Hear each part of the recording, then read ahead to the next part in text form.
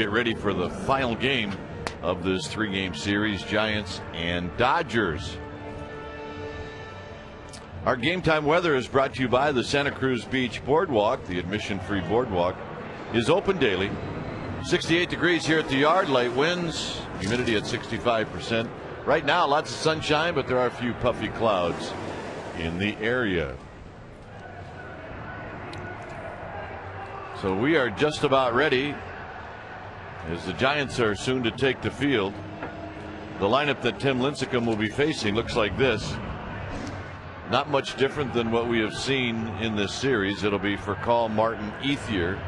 Manny Ramirez has a home run, a double, and 3 RBIs in this series, followed by Casey Blake, James Loney. Kemp hit a home run last night. Castro in for Hudson, and Weaver on the hill. Giants defense will set it up with Lewis, Velez, and Sherholtz. That's right, Nate Sherholtz off the disabled list. He'll be in right field, and that is your outfield. Uribe Sandoval on the left side with Renteria getting a day off. Sanchez back in the lineup today, joined by Ishikawa on the right side of the infield, and behind the plate doing the catching in the squad all day long is going to be Benji Molina, and he will catch this gentleman right here. And it's Tim Lincecum. Lincecum, lifetime against Los Angeles, 3-0 with a 2.70 ERA. He has been fantastic with 38 strikeouts in the 30 innings that he has pitched against Los Angeles. This is his 24th start of the year, 12-3, a 2.20 ERA. And look at those strikeouts. That leads the major leagues, 198 strikeouts, 163 2/3 innings. 4 complete games for Lincecum. A fastball, curveball, slider combination, and he can strike you out with any one of them. Also, welcome back, Nate Sherholtz. Our Chevron unsurpassed performance. We're going to take a look at Tim Lincecum against the National League. Against the East, his record in 18 games, 9-2. 11-4 against the Central, 14-5 against the West. Against the Dodgers, we mentioned a perfect 3-0. The Padres, he's 4-2. Rockies, 3-2. And the D-backs, 4-1. But look at those ERAs. He has been fantastic, and he comes into this game today. And Kite, the Giants need another great performance from Lincecum. What's new? That's true. When you're the ace, it's every time you go out there. His opponent today, Jeff Weaver, finishes up his warm-up tosses, and now he heads to the Giants dugout, or the Dodger dugout, rather. I don't think they'd let him in the Giants dugout. No. Just a hunch I have. Not just yet. Maybe by the 5th inning. But you know. But he's got one of the better game faces around baseball. He's going to keep his team in the ballgame. That's what he does. It is basically a bullpen game for the Dodgers. They have a day off tomorrow, so Joe Torre can let out some shaft, as can Bruce Bochy. So here we go as Rafael Furcal stands in. Giants in need of a win against the Dodgers. And the first pitch is on its way, and it's a fastball for a strike.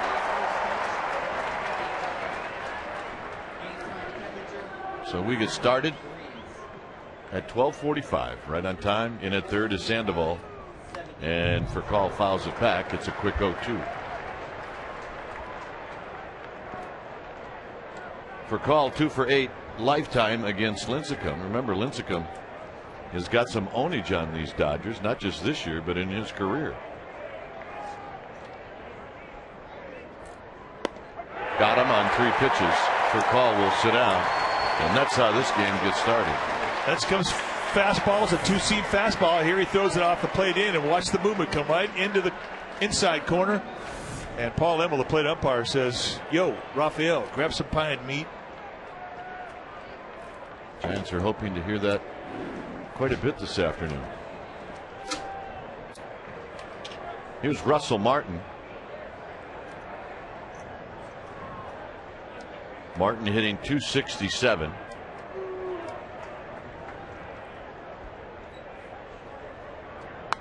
And he fouls the fastball back and out of play. 4 pitches, 4 fastball, 4 strikes. Martin 1 for 5 on Monday, 0 for 4 last night, and against Lincecum, he's 0 for 7 with 4 strikeouts. On the ground to short, Uribe tested early, 2 down. Is that the kind of ground ball you want for your first one? Absolutely. Something that you can charge a little bit, get your feet underneath you. And, you know, you wouldn't mind 10 of them like this, or maybe even 26 more.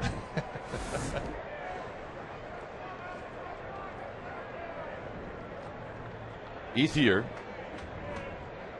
at 273, 3 for 9 in the series, a couple of doubles. First one to the backstop, 1 ball and no strikes.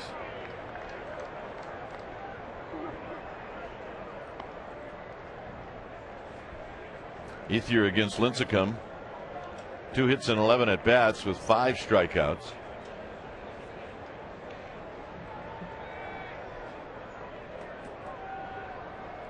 Ramirez on deck. We are just underway here at AT&T Park.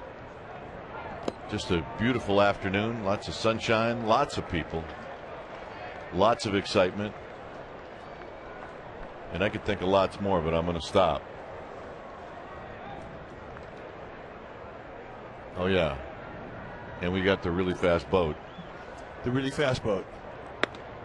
3-0 to Andre Ethier.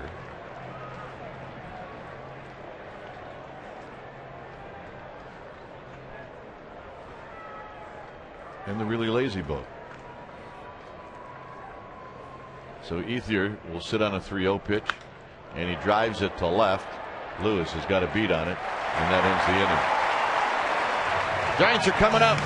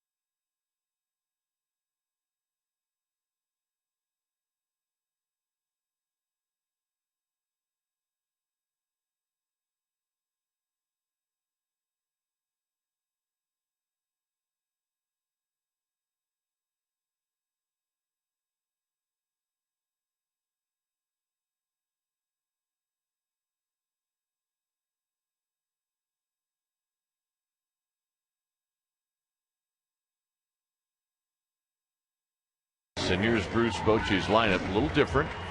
Velez will lead it off. Freddie Sanchez back in the lineup. Sandoval and Molina, that's not different. Last 6 games, 3 home runs for big money. Sherholtz, welcome back. Then it's Ishikawa, Lewis, Oribe 8th, and Lincecum 9th. Let's take a look at the Dodgers defense. Today it'll be Ramirez, Kemp, and Ethier. That's your outfield. For Call and Blake on the left side of the infield. Castro and Loney on the right side. Russell Martin does the catching. And on the hill will be Jeff Weaver. Weaver, the veteran, 6'5", 200-pounder. He's in his 10th year at the big league level. And for Weaver, who is 32 years of age, he is pretty much resigned himself to be the swingman in that rotation, or in that Giants or Dodger pitching staff rather. He, for the most part, has been in the bullpen. This will be his 6th start of the year. You're going to see a lot of sink, a lot of creativity too with arm angle. He can start at a 3/4 slot, drop it down to side arm, and give you different looks to the breaking ball. And he's got good touch on his specialty pitches. When he's right, he'll throw a lot of ground balls. And he's pitching out of the stretch to Velez, and Velez takes a fastball for a strike. 1 for 7 in this series. Velez's number's still good. He's hitting .323.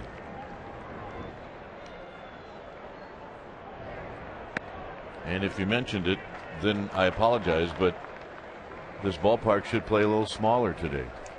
If you look at the flags out in right center, the wind's blowing straight down, and when that happens, this ballpark can get very small, and it simply means that right field opens up and it plays like we thought it was going to play before this ballpark was built. Kemp will drift back, and he puts it away. Velez retired, 1 out, and here's Freddie Sanchez.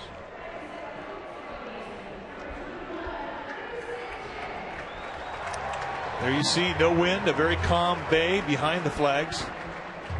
And right field has lots of carry. There's no wind that comes through the archways that forces the ball back onto the field. So because of that, this ballpark is live. Great place to hit. Sanchez did not play last night. He went 0 for 4 on Monday. And he's 6 for 14 in his career against Jeff Weaver.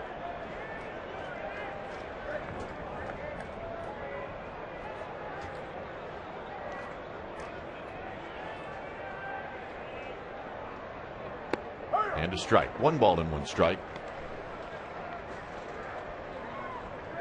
Sandoval on deck, and then Benji Molina. We are just underway here in San Francisco.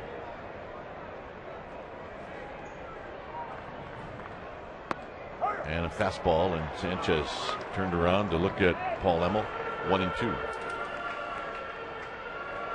Emil's an umpire that I think has a strike zone that will favor a pitcher. It's a big zone. He looks for strikes.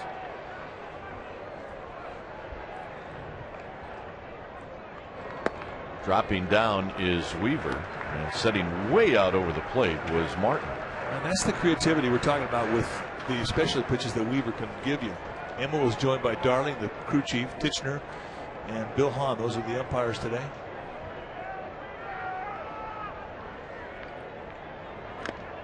Sanchez got a piece of it. It stays 2-2. Sanchez nursing a little bit of a shoulder problem. One of his wheels is a little out of shape, an Achilles. Day off tomorrow. Bruce Bochy is running Sanchez out there today.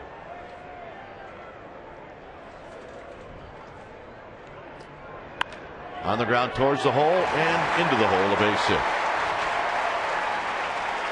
Well, Bruce Bochy knew of the history that Freddie Sanchez had against Weaver, and he needed his bat in the lineup. And there's a reason as to why he's in there today, and it just paid off.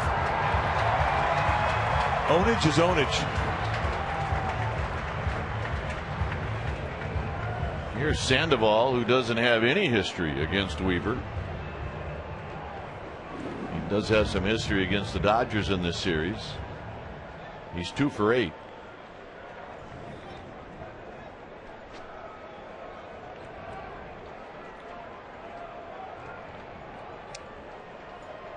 Benji Molina on deck. And the first pitch to Sandoval, and Sandoval swings and misses. No balls and 1 strike.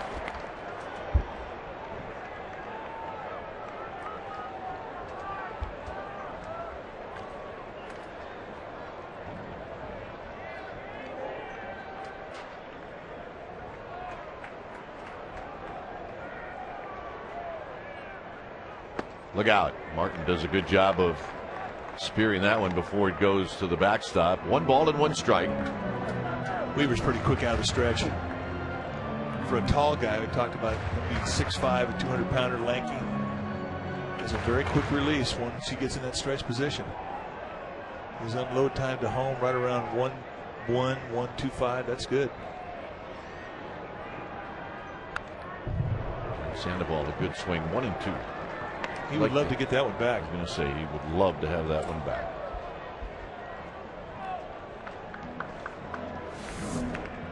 He sit up in the outside corner. This thing cuts right back, middle of the plate, thigh high. This is the happy zone, and he just missed one.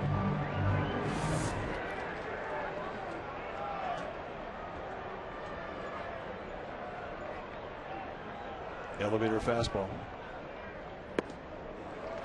Right now, Weaver's a little screwed up with that fastball command.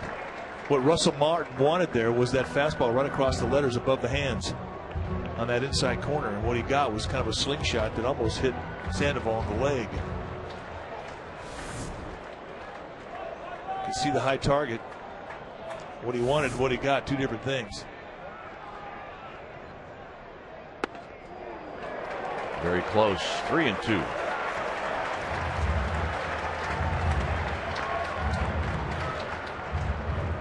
So with Sanchez beat up a little bit, we'll see if Bruce Bochy sends them 3-2.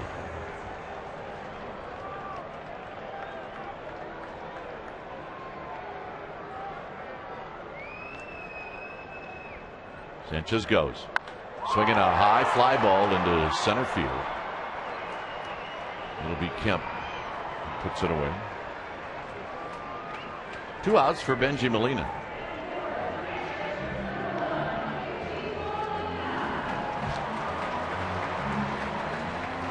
Benji Molina in his career has a lifetime home run off of Weaver. He's 6 for 22. 2 for 7 in the series.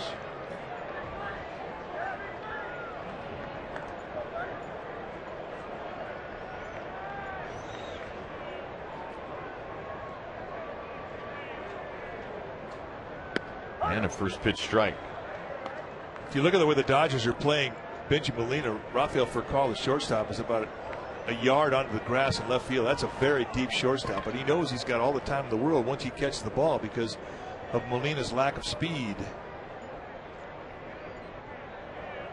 Well, and I'm surprised, Mike, that more infielders don't play a lot deeper, even out under the grass. They could go 10, 15 feet out there.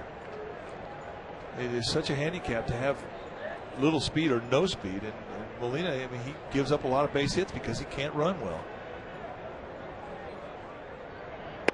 I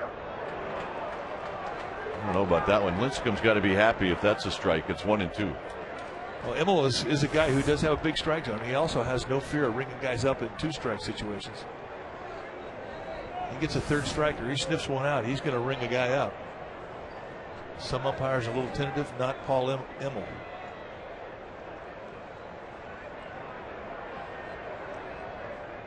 Why not go out there even more? Well, that was a perfect pitch to do exactly what you're talking about.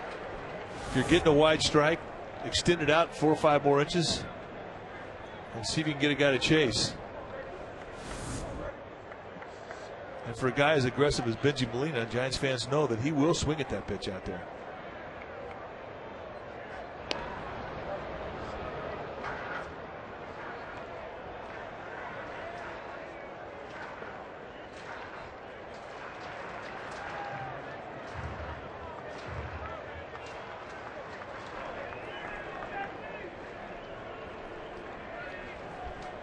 Two and two to Molina. Oh, Weaver said, can I stretch it? And he keeps trying. Well, he's basically pitching to a scout report, and you know the reputation of Molina. You know he likes to go out. He will extend. He will chase. And those last 2 pitches, I mean, to Molina's credit, he was able to lay off them. Those are pretty good pitches to a guy with a reputation like he has.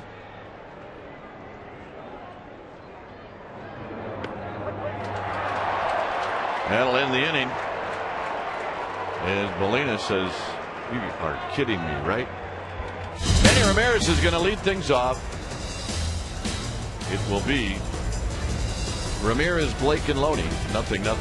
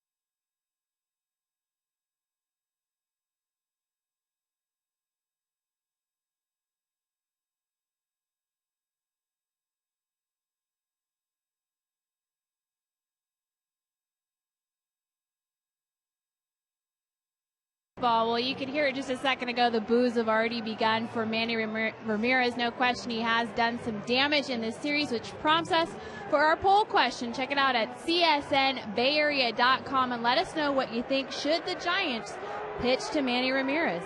And we'll find out what you had to say in Giants Postgame Live. So here's Ramirez facing Lincecum. They've faced each other 3 times, and Ramirez is 1 for 3 lifetime. But he's had a good series.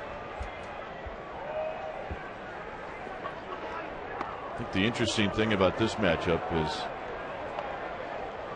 Ramirez trying to figure out Lincecum and what to look for and just sitting on it. Ramirez is one of those hitters that definitely can create a one-pitch opportunity for him in the box. Thinks well. Lincecum not happy with that fastball on the 1-0 count. He thought he had strike 1 with the first pitch breaking ball.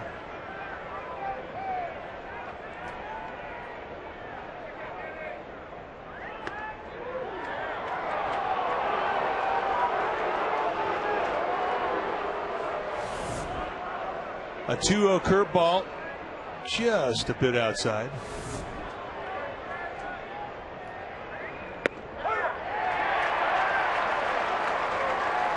Seen a lot of heads snapping back towards Paul Imlin. You'll see that from the hitters. As we mentioned, he's got a big strike zone. Swing the bat today. Amen. A home run hitter arguing on a 3-0 strike. I don't understand that. You would think he wants to stay in there and swing it. Last night he measured out a breaking ball from Brandon Metters and hit a long potato. I mean, it was an impressive home run. And he will guess for a pitch or a location in a 2-strike count. He did there, guessed right, cashed in. Casey Blake hitting .286. Fouls this one back and out of play. Blake is 0 for 5 lifetime against Lincecum with 4 strikeouts.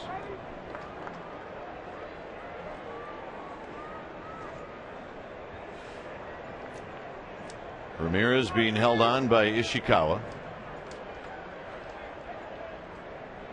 And he goes, and now he stops, and the throw to first. And no, they called him safe. Unbelievable. Benji Molina is just livid, and here comes Bruce Bochy for the 3rd time this series. Unbelievable. Gary Darling, the crew chief, making the call.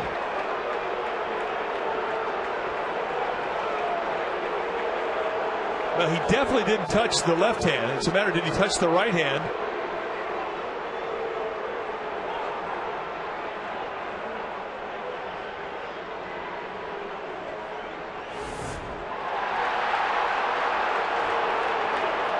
And the skipper just got tossed. I think he's been hacked off for 3 days.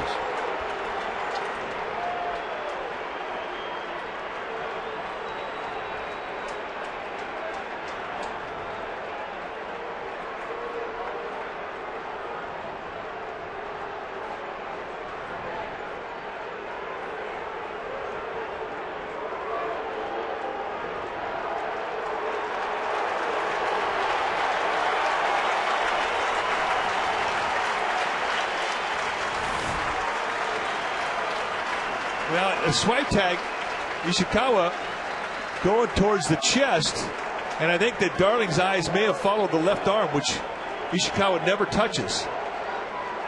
Ishikawa goes up and hits him right in the chest, and we don't ever see Ishikawa argue a play, and he argued this one.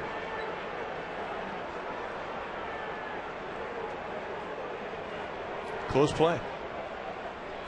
0-2 to Blake. Pulls this one on the ground, foul. Bill Hahn kicked Bochy out of the game on Monday, and today it's Gary Darling.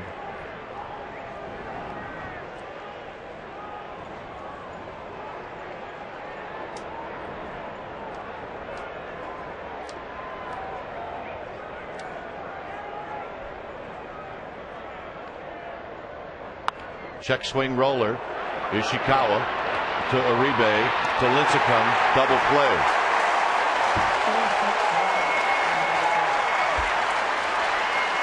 One of the really great things about Travis Ishikawa's defensive abilities is his ability to throw. Very reminiscent of JT Snow. A check swing from Blake, a strike from Ishikawa, and back with a very strong arm. Uribe strikes a throw to Lincecum, and they get the 3-6-1 double play, the hardest one to turn. And now the pickoff play is all forgotten. Minus the manager. Here's Loney. Loney on the ground to short. Uribe airs it out. Side retired. Sherholtz will lead things off.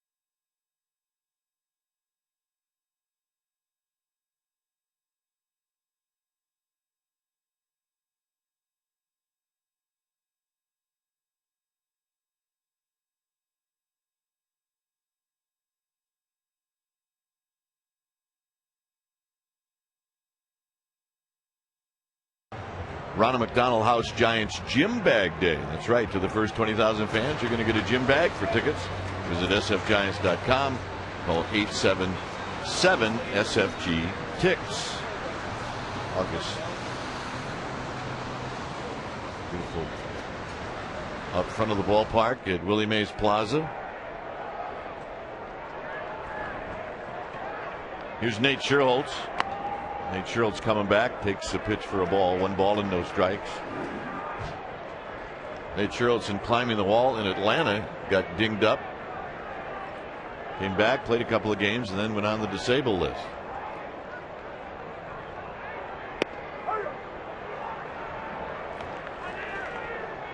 Yeah, Ron Wotus. Extra duties for Ron Wotus, the Giants bench coach, now acting manager. 4th time this year that Bruce Bochy has been tossed out of a game. 1-2 to Sherholtz. But you can understand the frustration of the Giants skipper. He's watched a lot of close calls go the other way in the series. And he's also looking for a way to light a fuse under this club. Sherholtz hits a high fly ball out into deep right center field. This one is starting to carry. It is off the wall in the triples alley. Ethier picks it up, and Sherholtz is in with a stand-up double. Welcome Make that back. Triple. Welcome back, Nate Sherholtz. A little breaking ball down around the ankle tops, and he golfs into triples alley. They'll make that knee high. Boy, it had the sound. As soon as he hit it, Ethier just lowered his head and started running. He thought it was out of here. That's where you hope you just don't get that bounce into the bleachers. And once he hits it in the alley, it's watch Nate run. He thought it was out of here. An easy triple. Travis Ishikawa hitting .270. He stands in. He's only faced Weaver one time in his life. He's 0 for 1. Here he takes a fastball for a strike. This is one of those at-bats where you don't want to leave it up to the next guy. Get it done yourself. Dodgers are playing kind of halfway out in the infield.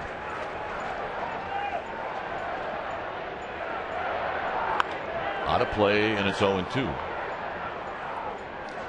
The way the Dodgers are playing the infield right now tells you they do not want to give up any runs, and that's just respect for Tim Lincecum.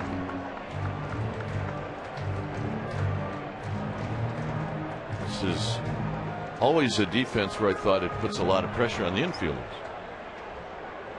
You're not playing in, you're not playing back. 1-2. And Ishikawa now has seen a number of guys unhappy with the strike zone. So if you know that, you're not going to take anything close.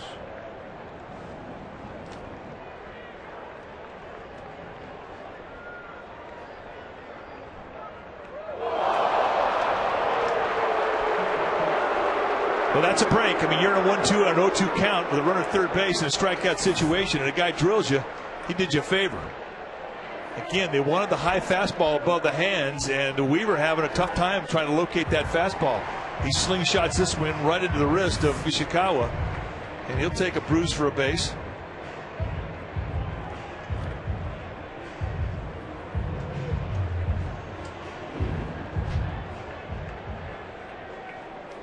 Lewis has only seen Weaver once. He's 0 for 1.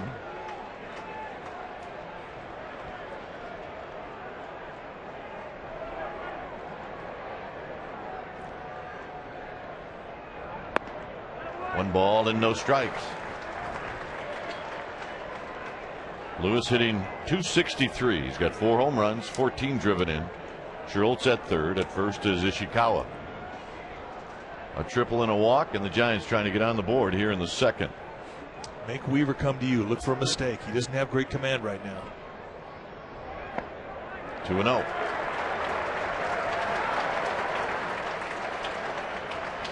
As we mentioned, probably a bullpen game for the Dodgers. I think realistically, if they could get 4 or 5 innings out of Weaver, I think that Joe Torre would be pretty excited about that. But right now, he's struggling. He does not have good command through 31 pitches.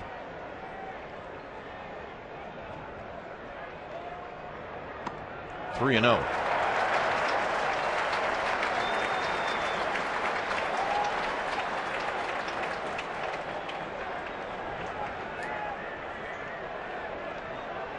A walk here loads the bases for Uribe.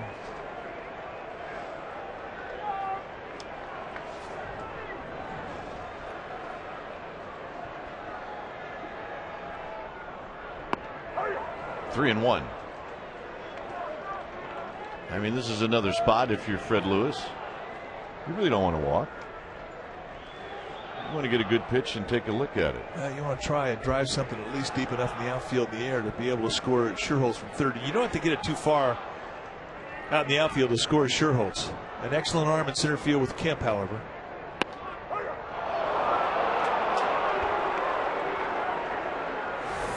Well, again, they set up outside and they go across the plate in. So he's throwing outside the catcher's knee. It was a strike. He gets the strike. But it is, again, another example of some sloppy command from Weaver.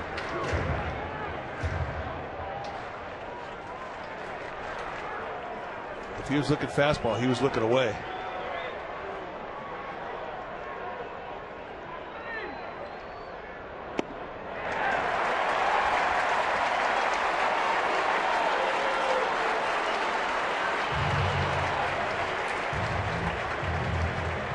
Honeycutt's going to come out. Well, the one thing about a guy like Weaver, as we mentioned, he will give you a little bit of diversity in the arm angles that he'll throw at you. Anything from a pretty conventional 3/4 release all the way down to sidearm. But when you start to play around with different arm strokes, there are going to be days when you're not going to be able to find that release point. You're going to be sloppy to the strike zone, and it's happened to him today. He is not sharp. And I think if you're Rick Honeycutt, the one thing you tell him is just pick one slot and try and stay there till you get command.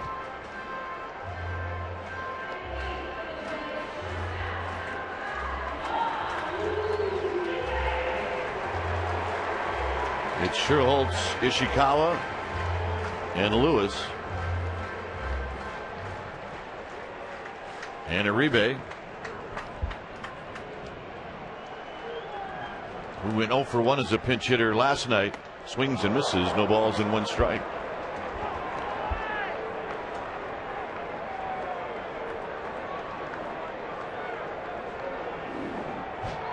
And Uribe just helped out a struggling pitcher. Hard to believe he'd go up there looking for a breaking ball after 4 straight balls.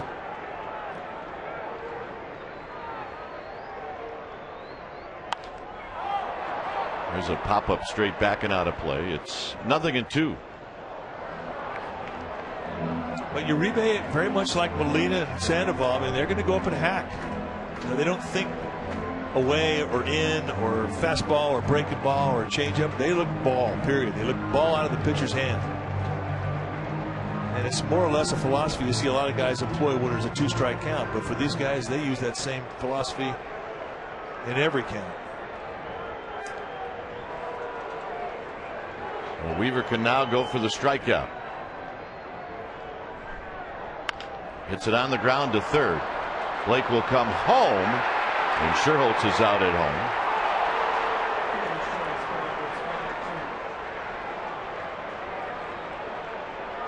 And now it'll be left up to Lincecum.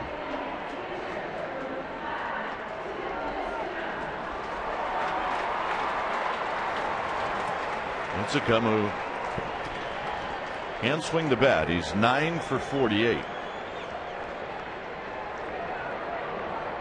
0 for 8 in this series as a team with runners in scoring position.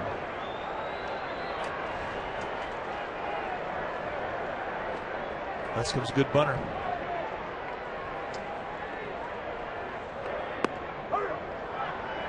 And really a pretty good hitter, and he's got a nice opposite field approach. It's a lot of balls to left field.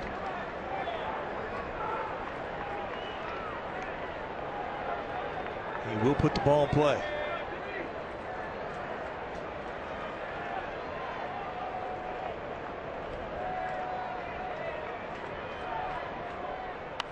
Foul back. It's 0-2.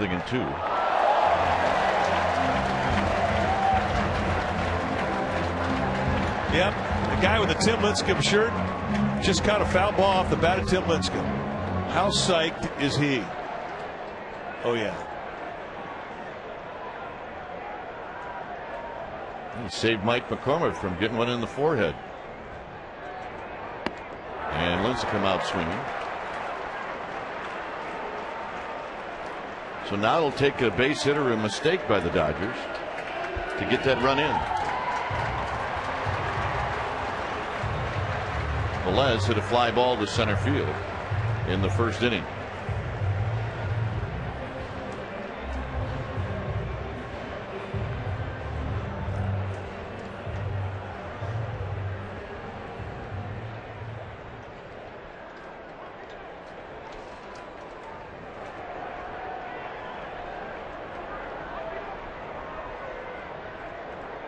So here's a Eugenio Velez in a bases loaded spot. And he drives one right at Kemp, and that'll end the inning. So Weaver works his way out of it. The Giants leave him loaded. It remains 0-0.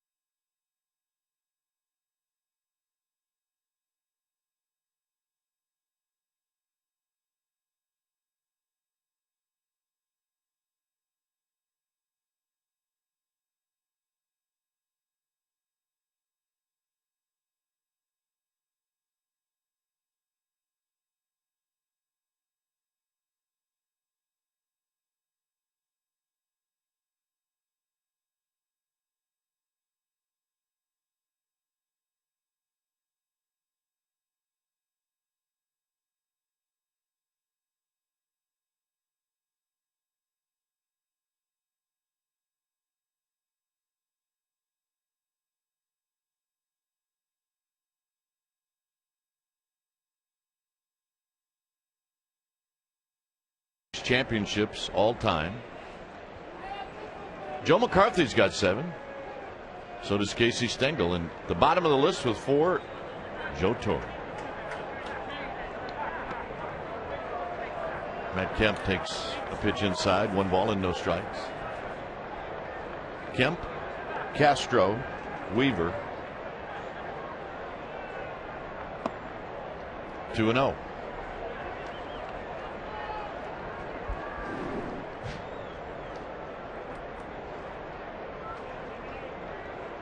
Kemp having a really good year. 16 home runs, 75 driven in, and he bounces this one to Uribe.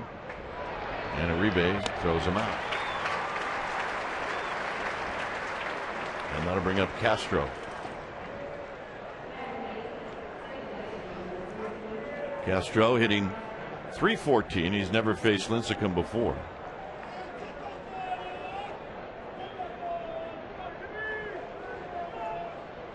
Kind of a quiet day in the Cove. Certainly no waves.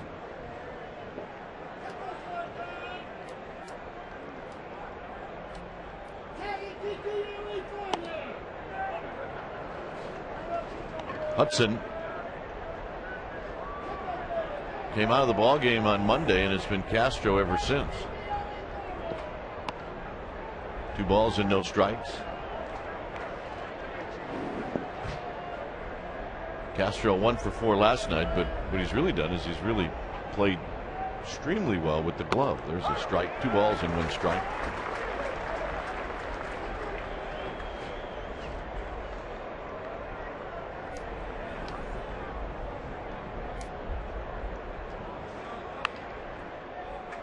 Sandoval on the back end. 2 outs.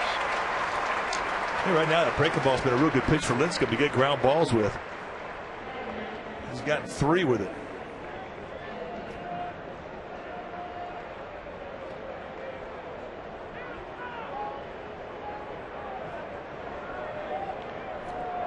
Weaver is 3 for 10 on the season, so that would indicate that he's a guy that can swing the bat a little bit. As he just tried to yank one right there. No balls and 1 strike.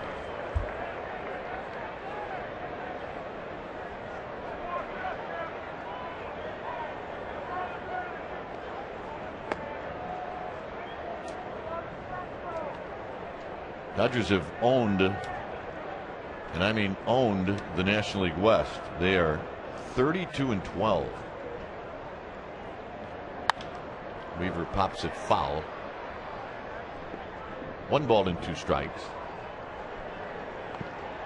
Weaver, pretty good hitter.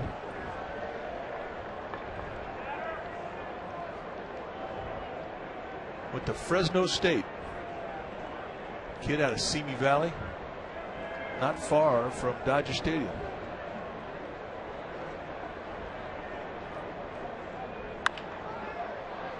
Sanchez behind second base, an off balance throw. And he got him to end the inning as Weaver took a long stride trying to get to the bag. And it'll be Sanchez to lead things off.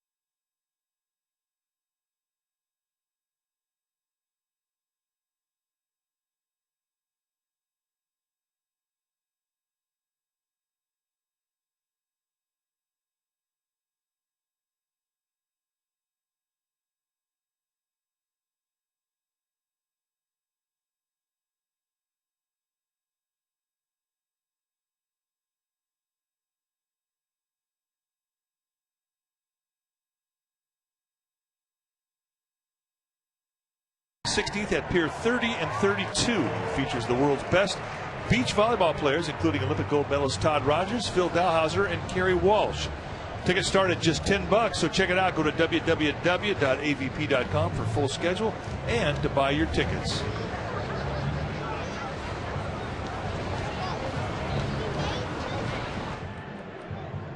Weaver got himself out of a bases loaded jam in the second.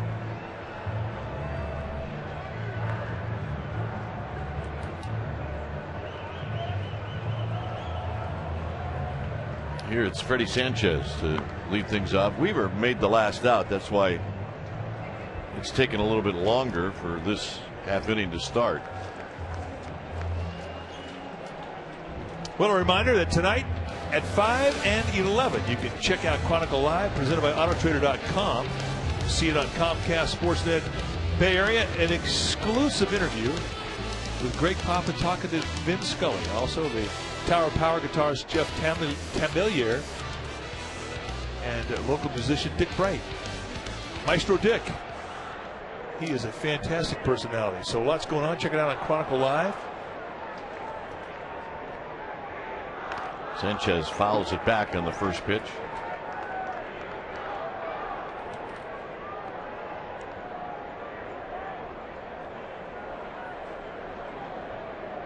Right spot in the lineup for the Giants to get on the board.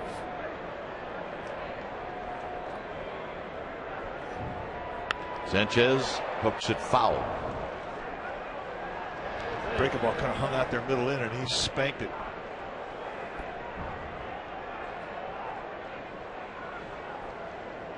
Yep, high fives. Ball's in play right there on top of the fence. 0-2. And Sanchez takes the 0-2 pitch high. That's pitch number 45 for Weaver, if you're keeping track of those things.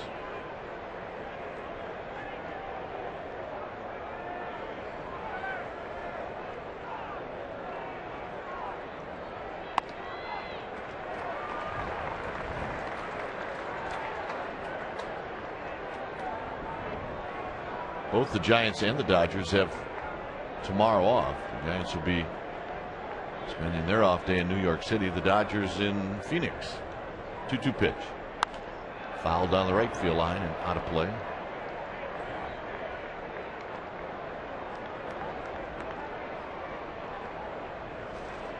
Well, we don't get to go to New York City a lot. We get to go to Phoenix all the time. So I'm okay with that.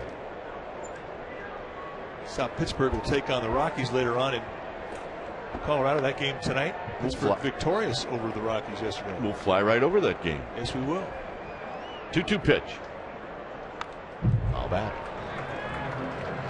Well, I'm looking forward to New York because I like New York. But now we get to see a brand new ballpark, and a brand new ballpark is like a brand new book.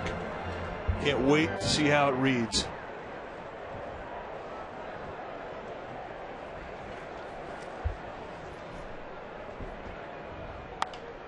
High down the right field line. Ethier will watch this one sail into the seats.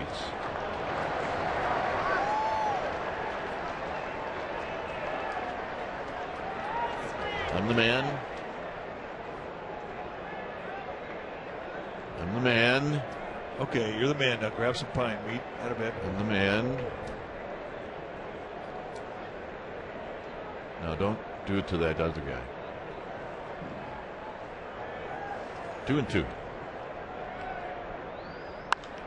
This one's playable for Ethier. One out. So along at bat. There's Coach McClellan and his son Cale.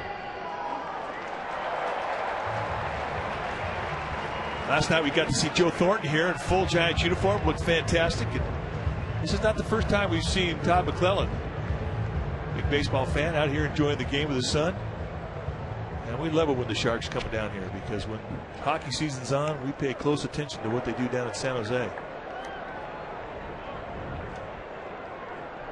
We all congratulated him on a very fine season last year. And he looked us straight in the eye and he said, it ended a little too soon. Yep, it did. We asked his son, baseball or hockey? And he looked at his dad, and his dad looked at him, and he went, hockey. He had to think about it. But he is a baseball player, and he loves baseball just like the old man. I actually think it was Jim Moorhead. He asked it a little better than I did. He said, field or ice? And he said, ice. I watch a lot of their games, so do you. He doesn't smile very much on that bench. He has got a game face from the beginning to the end of the season. I think a coach has got to have that. He's got a good one. You look at him as a player, and it's the same as looking at Bruce Bochy in the face. You got to have accountability. And both those guys expect it from their players. That's why they've had success as team leaders.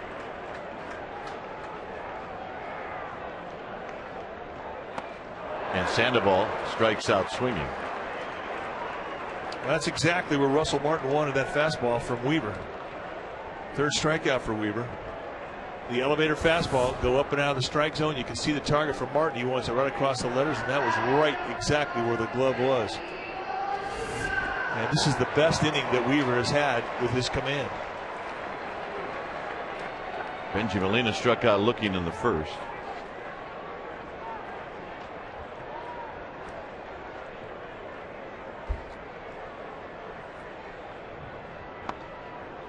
Except for that one.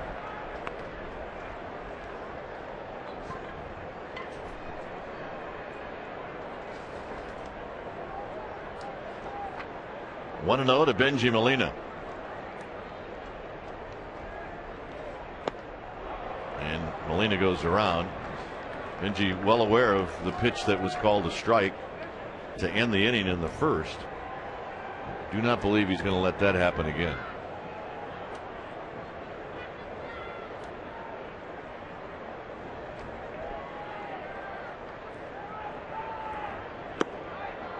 Two balls and one strike. To finish the note on Coach McClellan, we were telling him how great Joe Thornton looked in a Giants uniform. He said, boy, he looks like a baseball player. Molina fouls it back. And he kind of smiled and he said, I don't care what he looks like. He needs to look like a hockey player. That's what he needs to look like. Of which Joe Thornton is, by the way. He's a player. 2 balls and 2 strikes.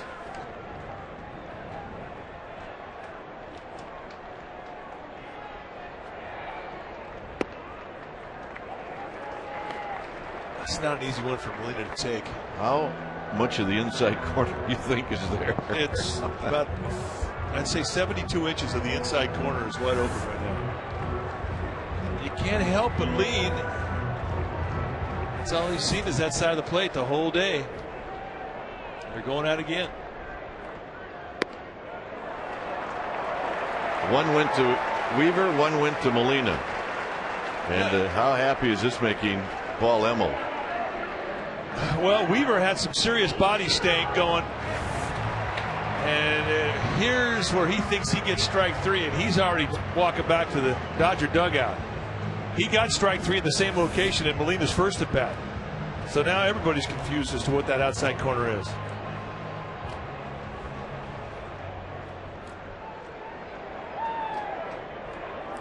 Sherholtz tripled into Triple's alley.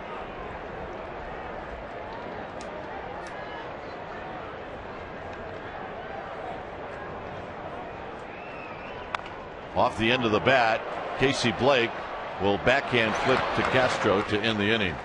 Giants leave 1. Now we'll go to the 4th.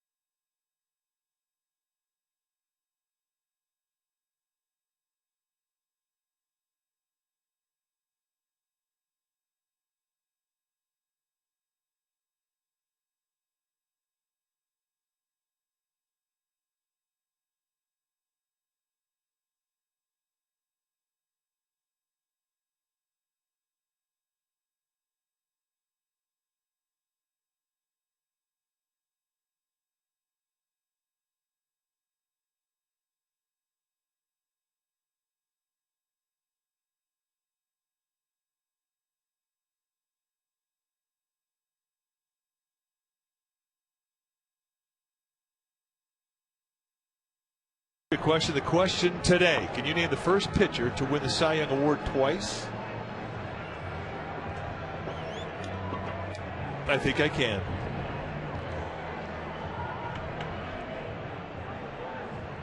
Here it's 0-0 through 3 innings. We have a visitor coming into the Cove.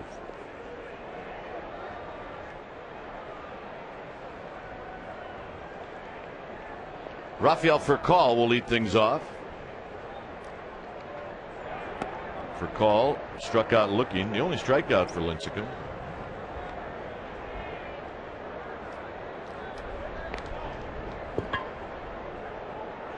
In at third is Sandoval, and this ripped foul off the mask, I believe, of Molina. Off something. It's 1 ball and 1 strike. We have bullpen activity for the Dodgers. Pulled foul, 1-2.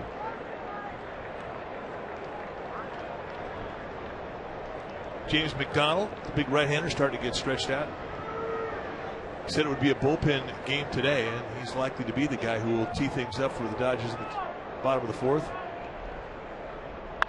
There's a line drive, and Sherholtz will put it away.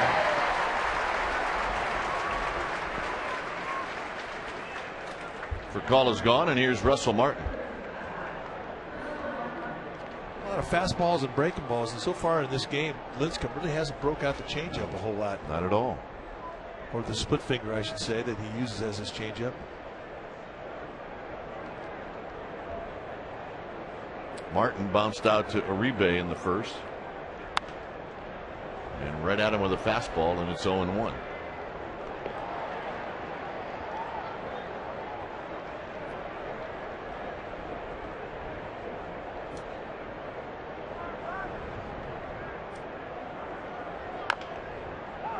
And a quick 0-2. Well, maybe here. Maybe not, but maybe here. Well, he's got a number of things he can do. The first 2 strikes, bang, bang, both with fastballs. He can elevate the fastball above the hands. He can drop a 12-6 breaking ball in the dirt. He can always throw the split. There's the curveball. Good location, 0-2.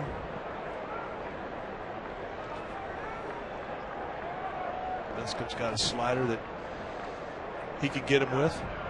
Does not have to throw a strike here. Molina wants the fastball. Out in front of the plate. Lincecum will take his time.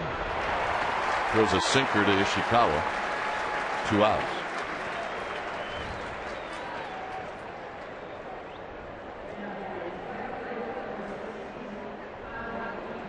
Here's Ethier.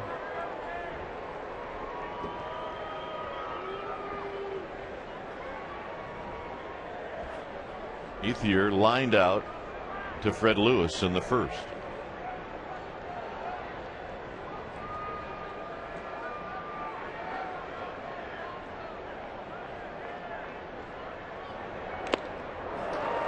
No balls and 1 strike.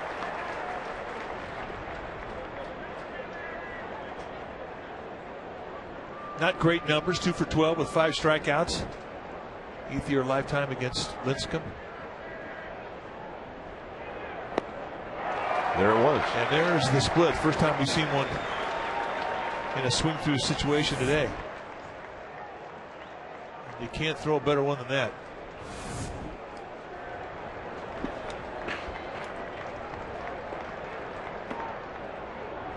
And he backed it up. It's 1-2.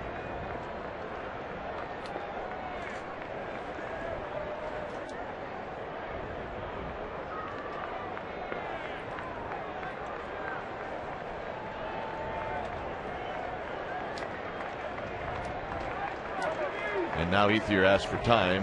Lincecum and Benji Molina trying to figure out what they want to throw. 1-2.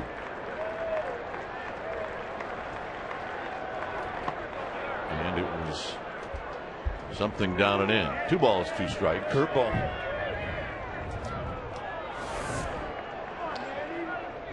Big time spin, and that thing way out in front of home plate. It was really unusual, Mike, because the speed on that curveball is 85.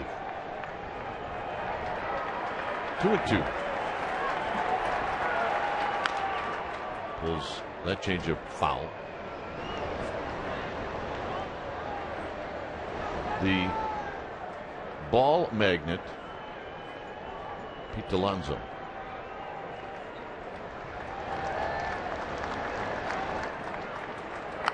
Look out. It's one of those in the seats where you better pay attention. It stays 2-2.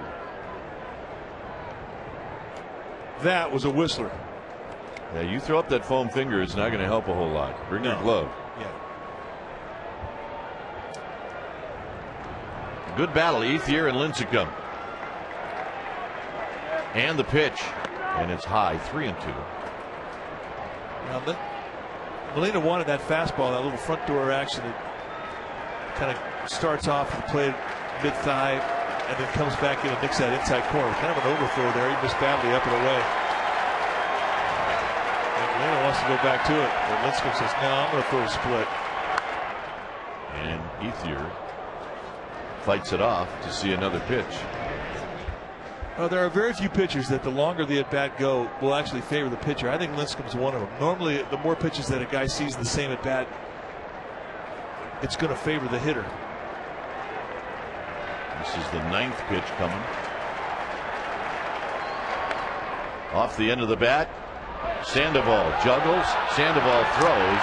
No chance. That'll be the first hit of the game for the Dodgers. No question as to whether or not it's a hit or an error, being a base hit. And there are some boos once the official score came up. If he fields this ball cleanly, I don't think he has any chance at all. Ethier runs too well. Of course, a lot of the boos were for Manny Ramirez. See if this ground ball hit that lip and flattened out. It did flatten out. So it's Ramirez now facing Lincecum.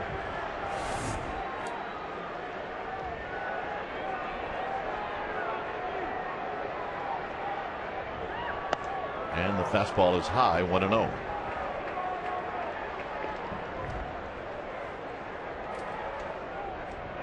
Lincecum walked Ramirez in the second.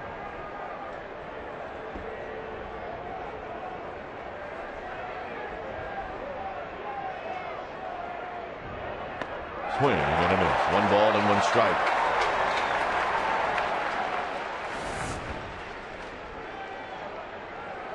Good split. And this time through the lineup, he's starting to go to his bread and butter, his swing and miss bread and butter. We say that because he's had more strikeouts on strike 3 swinging through that split than he has any other pitch. 1-2. Well, we said it before in this series. The first two strikes to Ramirez, they're the easy ones. The third one, that's the trick.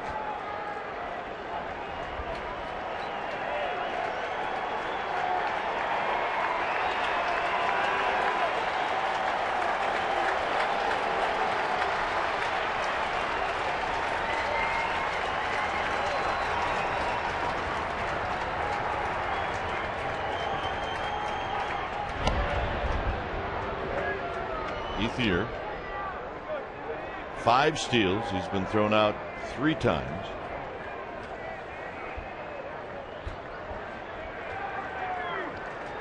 One ball and 2 strikes.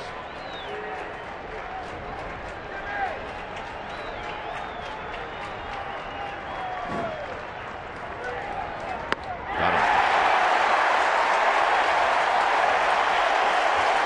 Giants are coming up.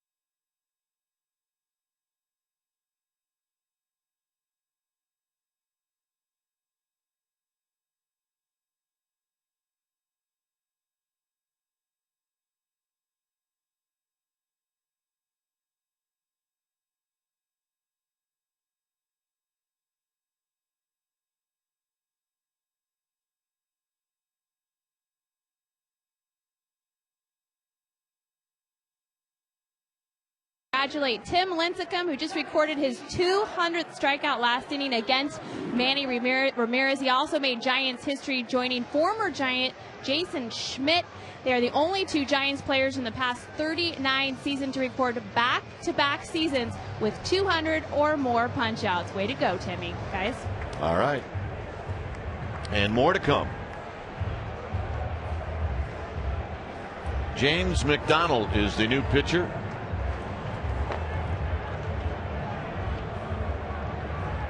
McDonald will go after Ishikawa, Lewis, and Uribe as Weaver departs. Bullpen game, he gave him 3 innings, and he put 3 zeros on the board, and Joe Torre's happy with that.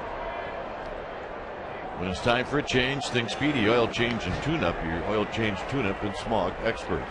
There you see the numbers for James McDonald. He has also been a swingman this year. He's had 4 starts. The majority of his work, however, out of the bullpen, and he's been very solid in the pen. Ishikawa hit by a pitch in the second.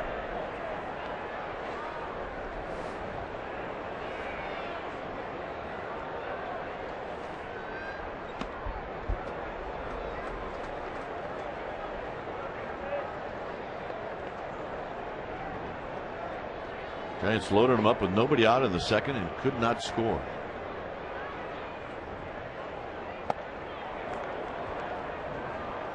Two and 2. You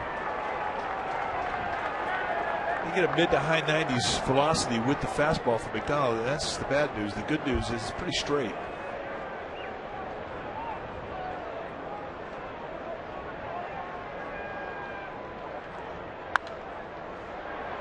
Popped up. Blake will give chase. And this one will be out of play. Guy's got to make a play down there. You think? All those big guys. Oh, they have some gloves down there, too. Jeez.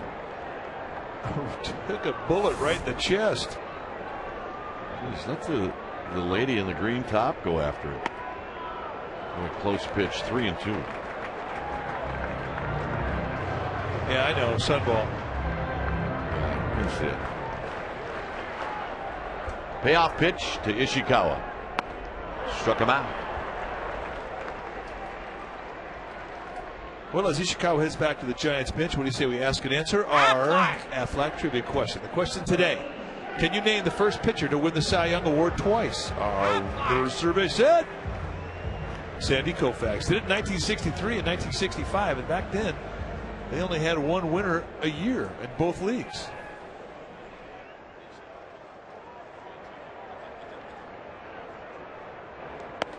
Here's Fred Lewis.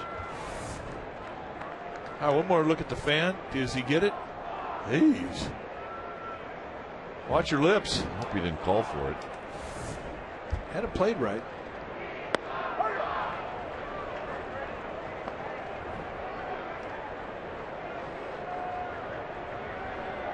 Don't rub it.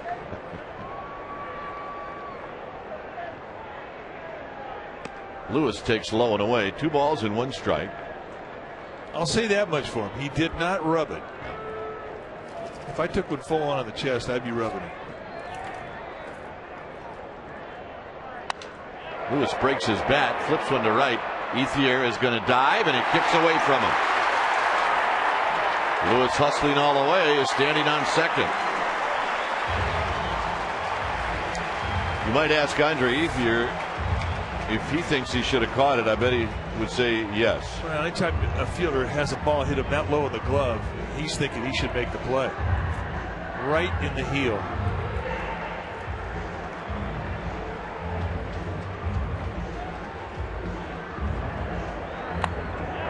Kind of a bent arm swing for Lewis. Breaks it right down here thinking it's going to get caught. Then all of a sudden, once he sees it spin away, an easy take of second.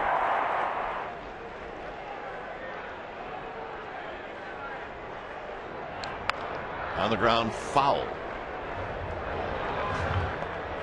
Dodgers staying with a lot of breaking balls to Uribe.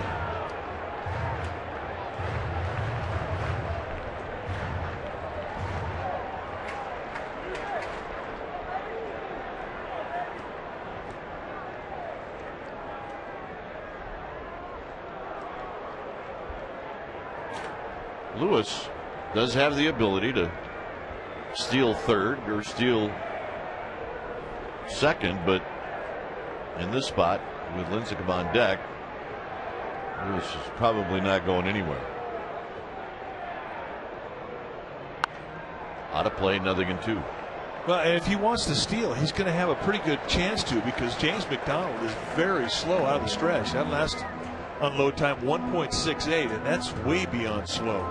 Average is 1.25.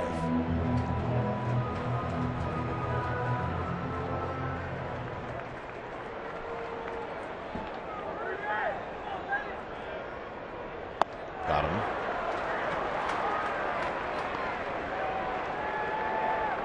And here's Lincecum, who struck out with the bases loaded in the second.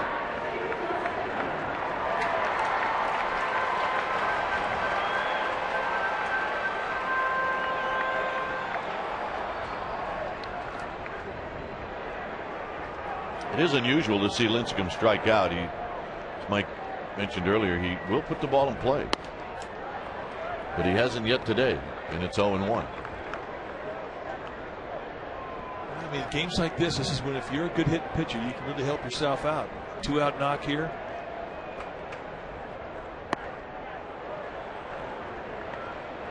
He was not close to that 97-mile-an-hour fastball. Started a little earlier.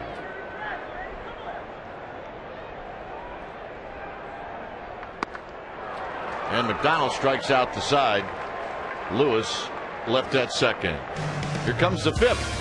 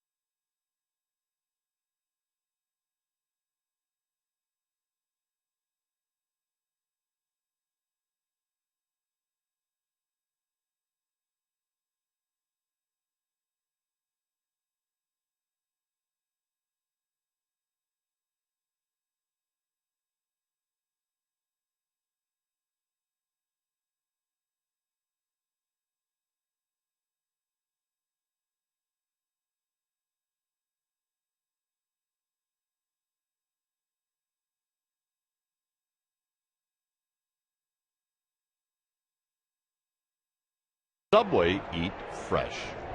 Linda from Menlo Park wants to know, as Casey Blake takes the ball, does Pablo Sandoval like being called the Kung Fu Panda?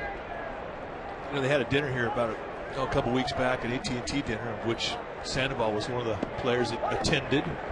And we had a question and answer. And at the end of the evening, we were asking some of the players questions. And that was one of the questions that they asked Pablo Sandoval.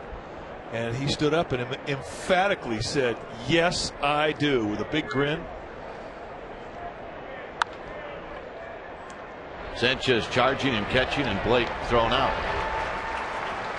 Yeah, the slumber party is tonight, and one of the movies they will show on the big board is the Kung Fu Panda. Well, when Barry Zito started calling him the Kung Fu Panda, he hadn't seen the movie. So he rented it. Once he saw the character of the movie, he was sold. He goes, "Yes, I am. I'm the Kung Fu Panda." It was pretty cute when he stood up. Sandoval hadn't seen it. Sandoval had not seen that. What did I say, Zito?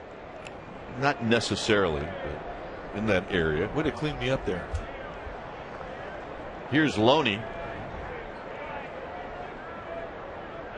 Loney takes low.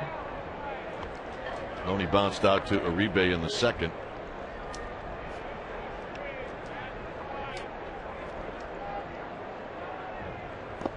And another pitch down low to make it 2-0.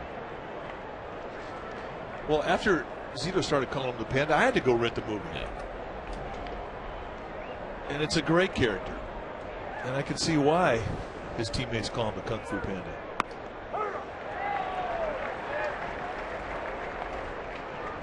Loney, who takes a lot of pitches, did not think that was a strike. 2-1.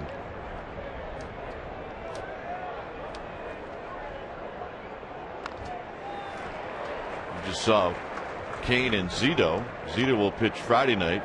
Kane will pitch Saturday. You know, you mentioned something about James Loney taking a lot of fastballs, and I'm convinced he looks off speed now. He'll take a lot of shots right down the middle, just fastballs, just not to a corner location to him, just right down the zone, and just look right through him. Then you throw him something off speed, and he's on him. And this is, you really can't explain what he's thinking about up there. Pitching against a guy like that's a bit weird because he takes those pitches early in the count. You don't know what he's looking for. Location, pitch. It's not the norm.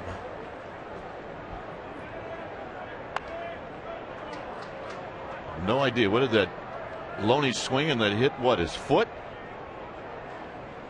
If he doesn't hit that, it hits him. Well, like I say, he's not the norm. Fastball cutting in on him. I think he kind of hit it off his leg a little bit, his hip maybe. I don't know. Not the norm. Just not the norm. Full moon.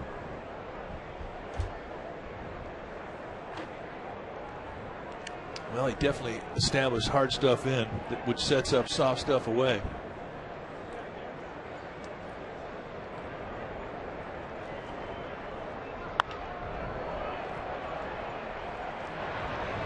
Two outs is Eugenio Velez. Puts it away, and here's Matt Kemp. A little different game for Lincecum. Well, you're always used to him having about 7-8 strikeouts by the time he gets to the fifth inning. Today, just 2. However, we are accustomed to him putting a lot of zeros up there, and today he has done that. 4 2/3 of zeros. Just 2 strikeouts. Here's Kemp.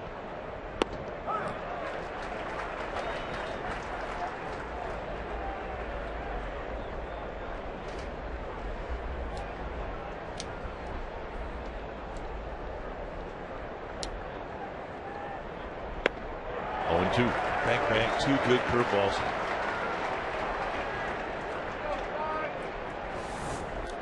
I mean, you can't throw better curveballs than these.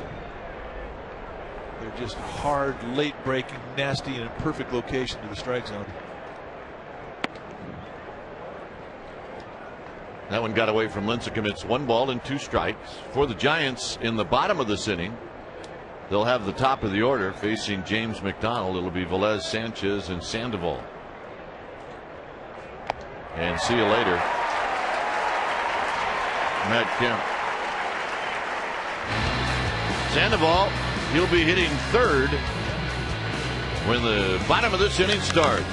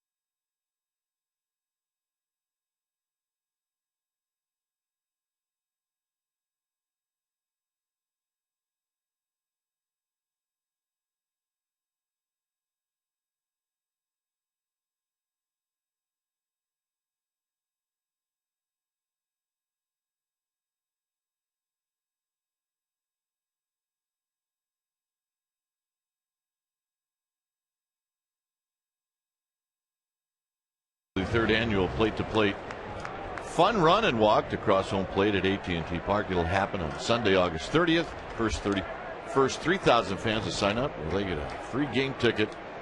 To register, go to platetoplate.org. Velez fouls it out of play. No balls in, one strike.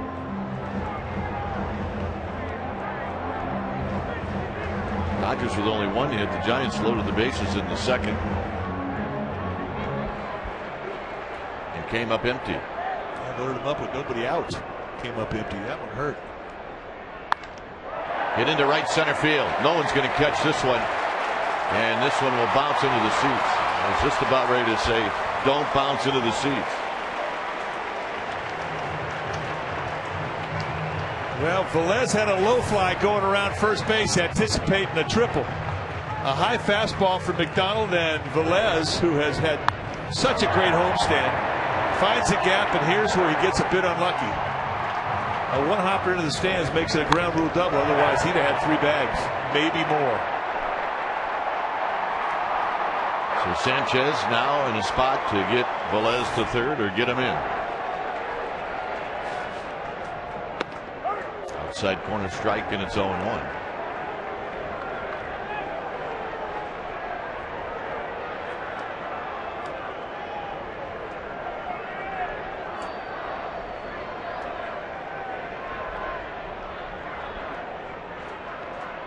And Sanchez really trying to guide that ball to right field, chases a pitch in the dirt, and now he's behind in the count, and now it's a lot harder to do it. There's been pretty much 2 pitches, though, for McDonald. The mid to high 90s fastball and a 12-6 curveball. He hasn't given Giants hitters that many looks of other pitches.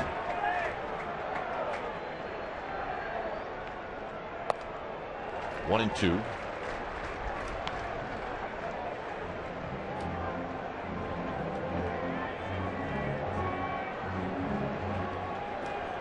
The 4th hit for the Giants, the double by Velez. And a base hit, and here comes Velez. Kemp's got a pretty good arm. His throw airmails everybody. And the second is Sanchez. 1-0 Giants. Kemp with a bad throw. A nice 2-strike at bat from Freddie Sanchez to put the Giants on the board.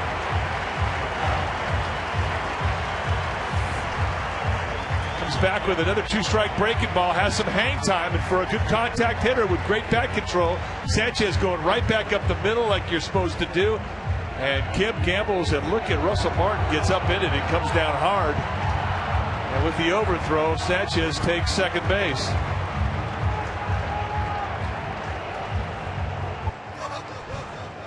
And that is hardball, folks.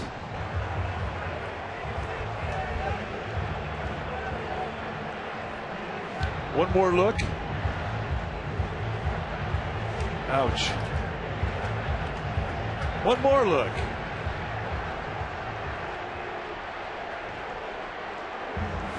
Martin trying to put everything back together.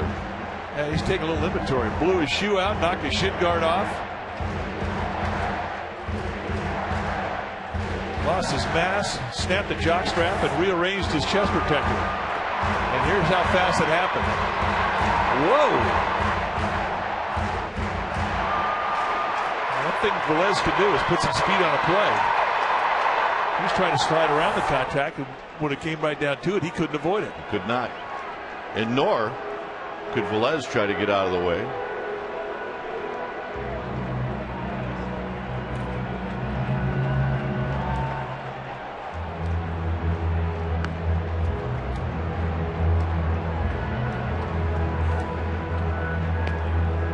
They're going to let Russell Martin take a few throws to clear his head. And he basically had to get redressed.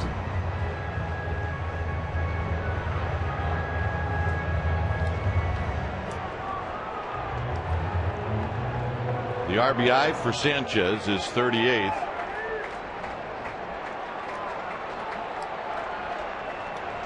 And here's Sandoval.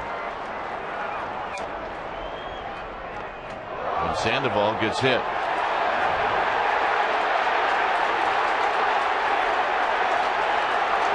Oh, Russell Martin's doing some serious chirping right now. And Benjamin goes over and touches him. And now Edgar Renteria is getting into it with Martin.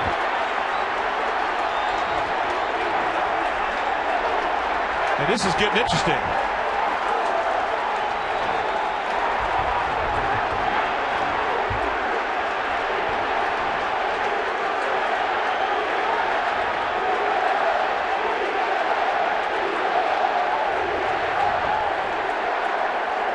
You can tell by the reaction of Russell Martin, he did not like getting upended. Well, that was nobody's fault. And he's still chirping.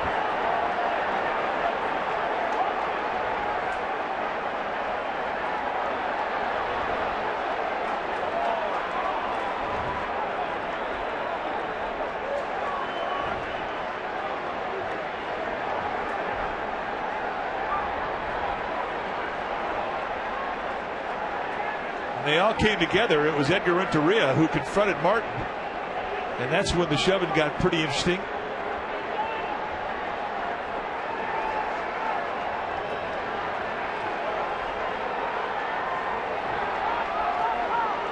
So the coaching staffs and the umpires have maintained some calm here. Now, Joe Torre's having a problem with Gary Darling, so it may be that somebody's been thrown out, maybe not.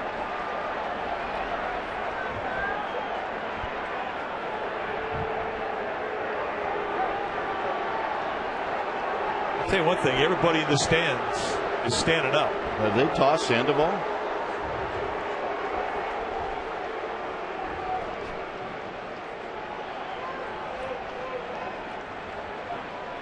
I think they did. I mean, Ron Wotus would not be arguing if somebody wasn't gone.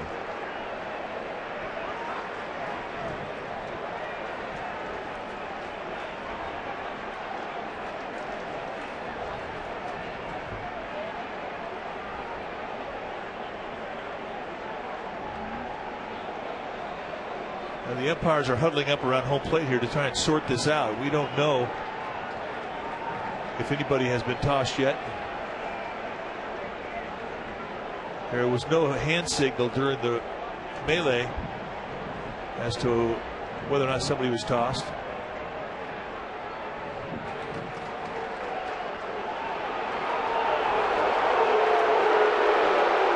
And there's your answer.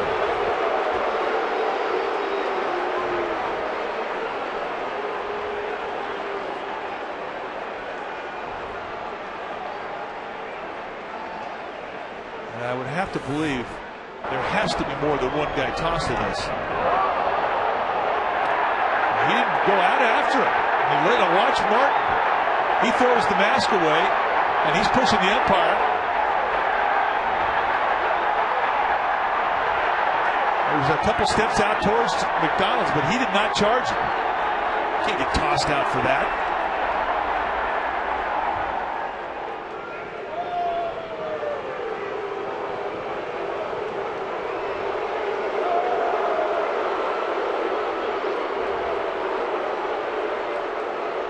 Well, actually, Martin was more confrontational than Sandoval was. Watch Renteria, who went right to it.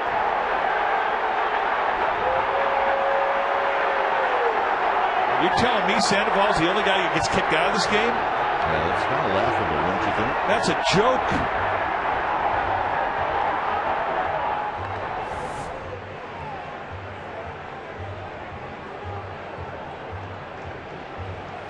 Okay, he didn't get tossed. He's upset because he thought he got hit by a pitch. Never mind. All right. I take it all back. I was just about ready to say something really bad.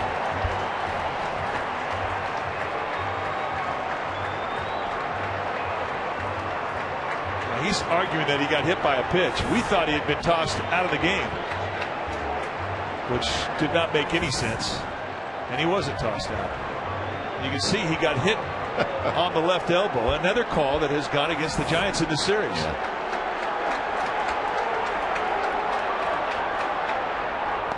So they're saying it hit the bat because it's 0-1.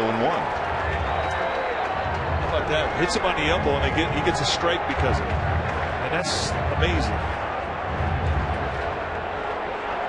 This crew has had a rough time in this series.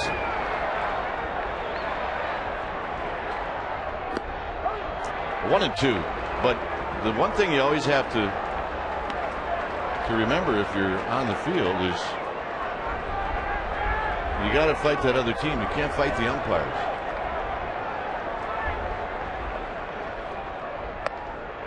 Two and two. Also, Martin trying to get that high fastball up out of the strike zone and take advantage of a mad and angry Pablo Sandoval.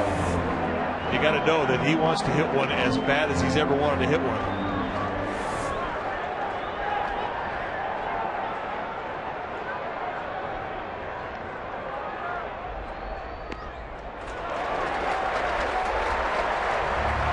I don't think I've seen the Panda mad. I haven't. He's steaming right now. It's 3 and 2.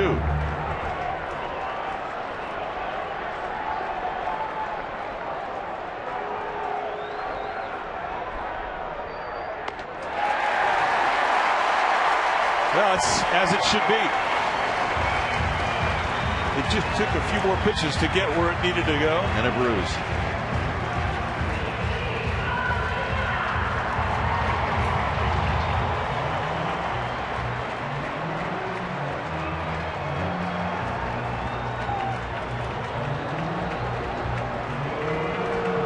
That's going to bring Rick Honeycutt out to try and calm things down here. Hong Chi Kuo is getting loose down in the Dodger bullpen.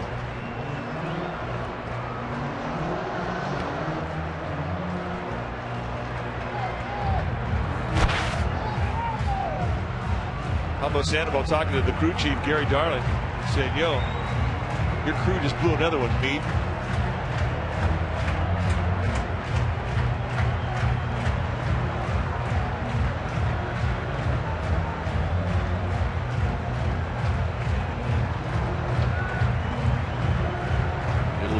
Benji Molina at the plate with Velez scoring this inning. Sanchez at second, Sandoval at first. Molina is struck out and he's walked.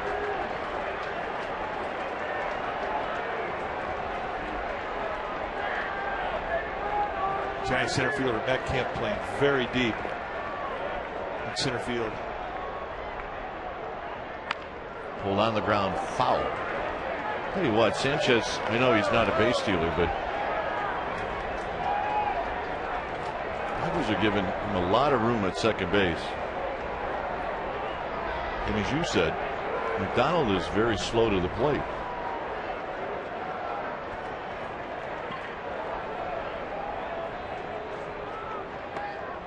I just crossed up Wilson Martin. Martin just got crossed up big time.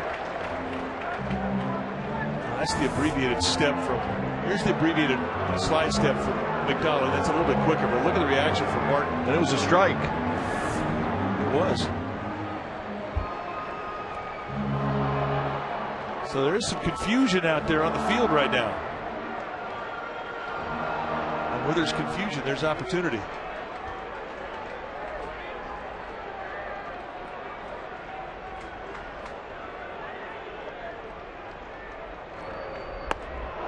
One and two.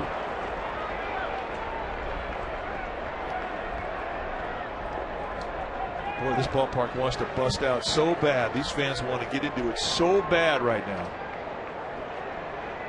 Sanchez at second, Sandoval at first.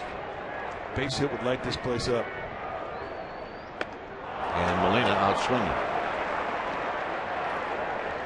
Well, runner at second base, nobody out. It's a strikeout situation. That's what McDonald was pitching for, and he got it. And here comes Joe Torre.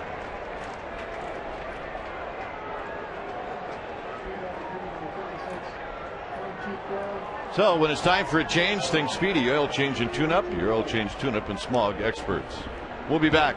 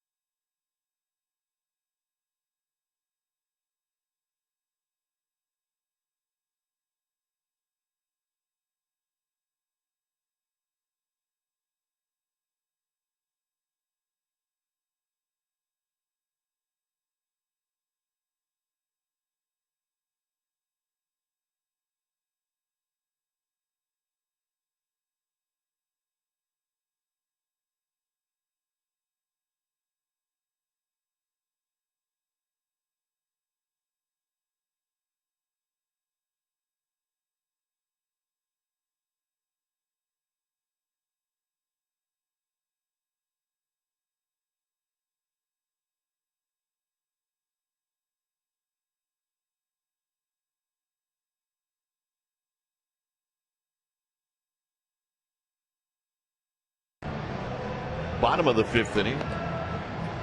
Freddie Sanchez single and an RBI to knock in Velez, who had doubled. There you see the numbers for Hong Chi Kuo. He's 13 strikeouts and 11 2/3, just 7 hits allowed. Not an easy guy to hit. Kuo's got really a 2-pitch. He's going to give you a fastball that goes 92-96 and a big curveball, but those are 2 really good pitches. Nate Sherholz has his hands full right now.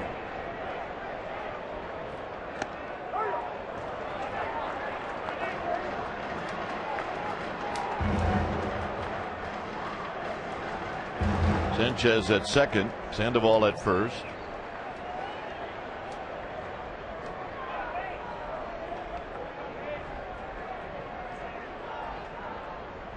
Sherholz rolls this one. Sandoval is out at second. No, they're saying he's safe all over the place. Gary Darling overrules Todd Tishner. How about that? Well, that's going to bring Joe Torre out. And watch Sandoval avoid the tag. He tags him with a glove with no ball in it. And Tishner saw the glove, but he didn't see that the ball was out of the glove, and that's what Darling was saying. He said, yeah, he did tag him, but there was no ball in the glove, Joe. So Sherholz is out at first. Watch him separate the ball from the glove and touch him with the glove. I'm not even sure if he touched him. They get the out at first, but the inning prolongs, and they have another chance here with 2 outs.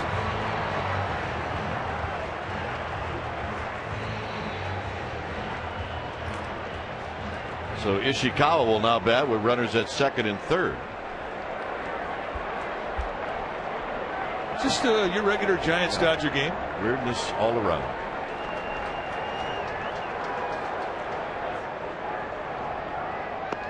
One ball and no strikes.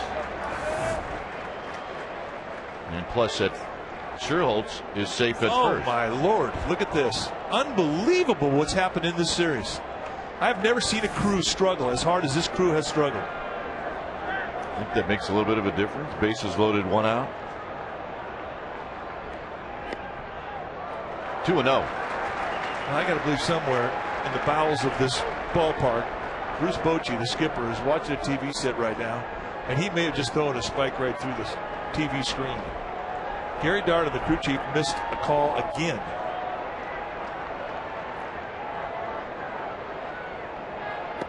Three and 0.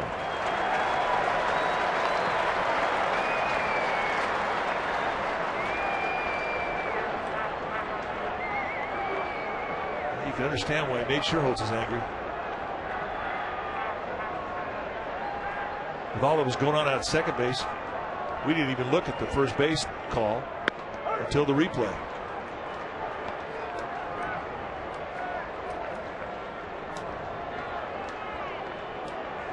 Three balls and a strike. Ishikawa, you would think, would see something to hit here.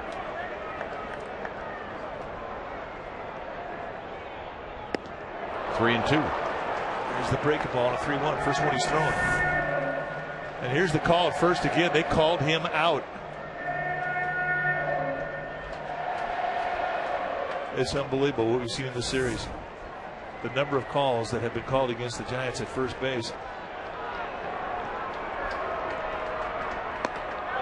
Lewis will hit.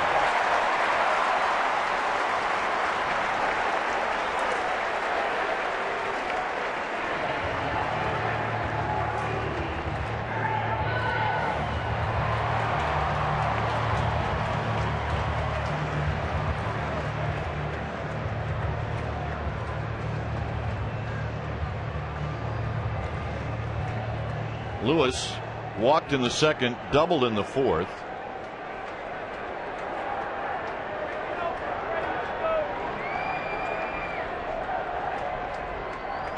Takes the pitch wide, 1-0. Lewis only hitting .173 against lefties. That's this year. We have seen him hit lefties well. Matter of fact, didn't he once get 4 hits off of Randy Johnson? Only guy ever to get 4 hits off Randy Johnson in a game.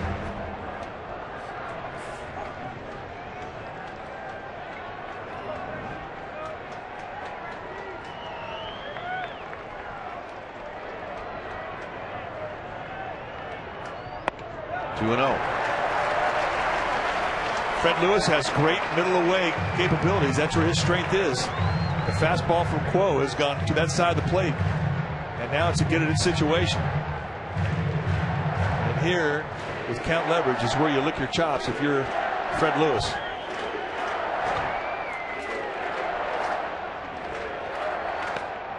Three and 0.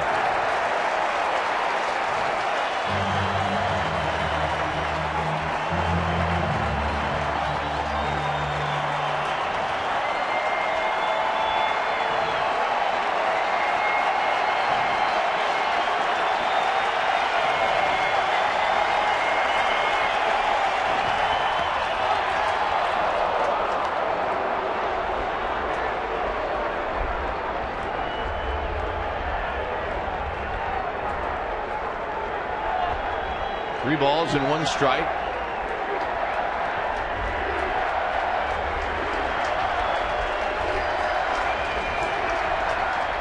And he walked him. Not close.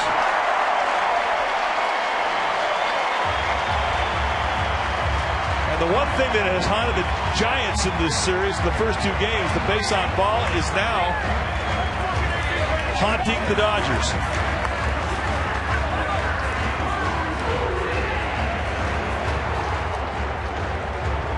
Honeycutt will make another trip.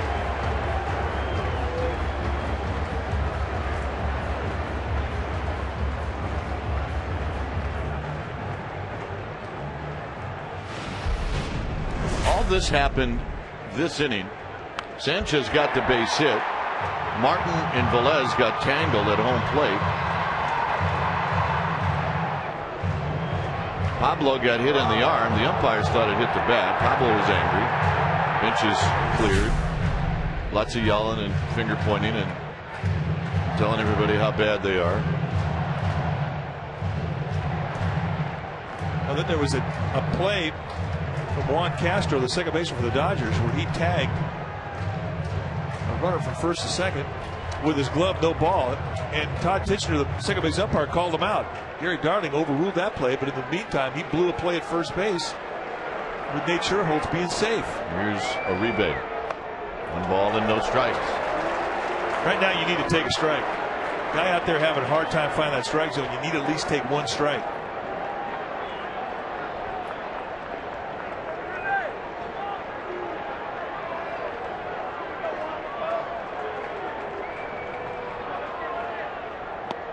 There's that strike Mike was talking about, and that evens the count. Guillermo Mota in the bullpen.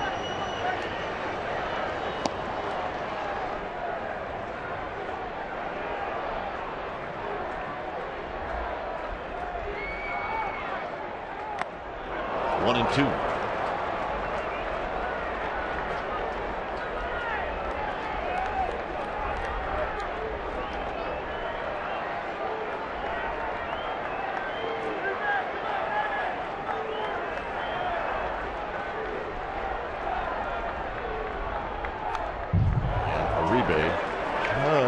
Got a piece of it to stay alive. And all fastballs, a little bit of cut from Quo. Mid-90s. I mean, he's coming up there with a pretty good fastball. This is no easy assignment to turn this one around. All the base runners have reached by way of the base on balls. Here it's 1 and 2.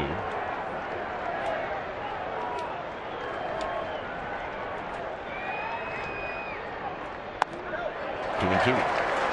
And another fastball.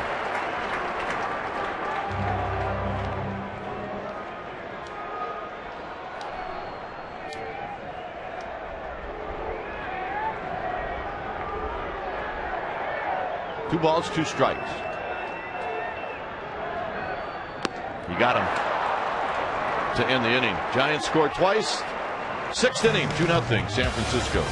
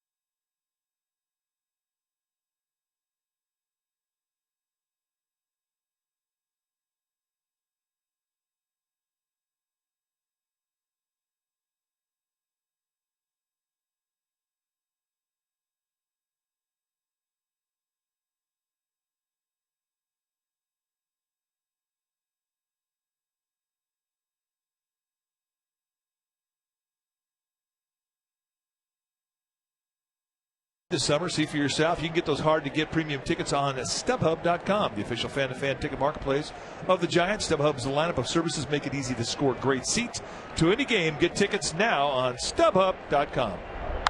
Well, Lincecum has been sitting for a while as Castro fouls the first pitch out of play. Maybe that's good, maybe that's bad. That was pitch number 66.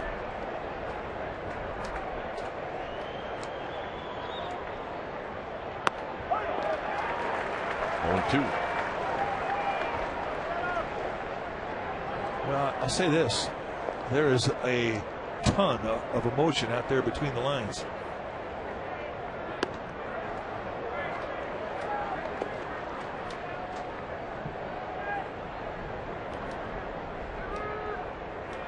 One ball and two strikes. Right back to Lincecum. One out. Juan Pierre will hit.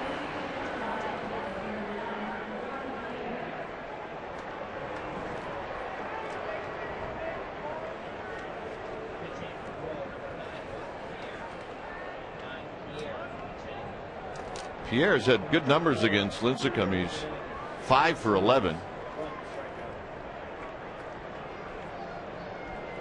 Did a terrific job filling in for Manny Ramirez when he was suspended, and this is hit into right center field. Scherholz is not going to get it, and then he lets it get by him. And this will be a triple for Juan Pierre.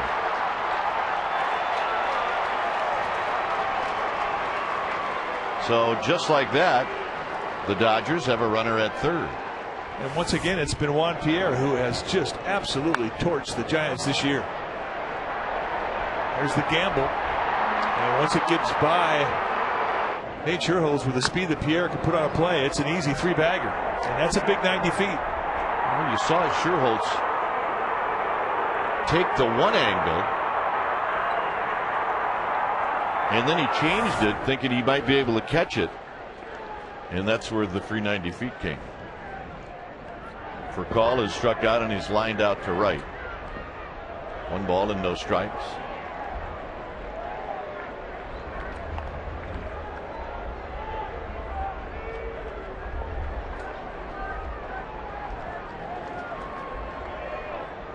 So Lincecum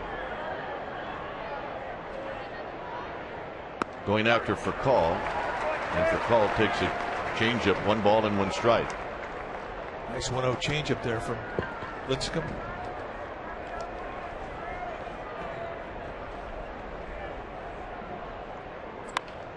On the ground, Sanchez, and they get the out, and Pierre scores. It's 2-1. And that's why that 90 feet is so important. That's the benefit right there. Giants set their defense deep. They were going to give up a run 4 and out, and indeed they got it.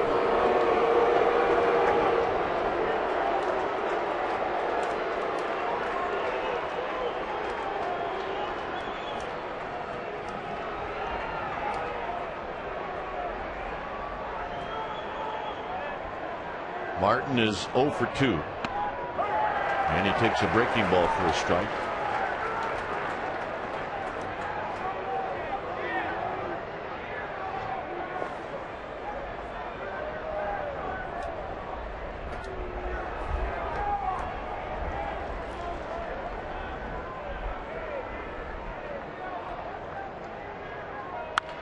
On the ground, Sanchez. Side retired. Dodgers pick up a run. It's 2-1.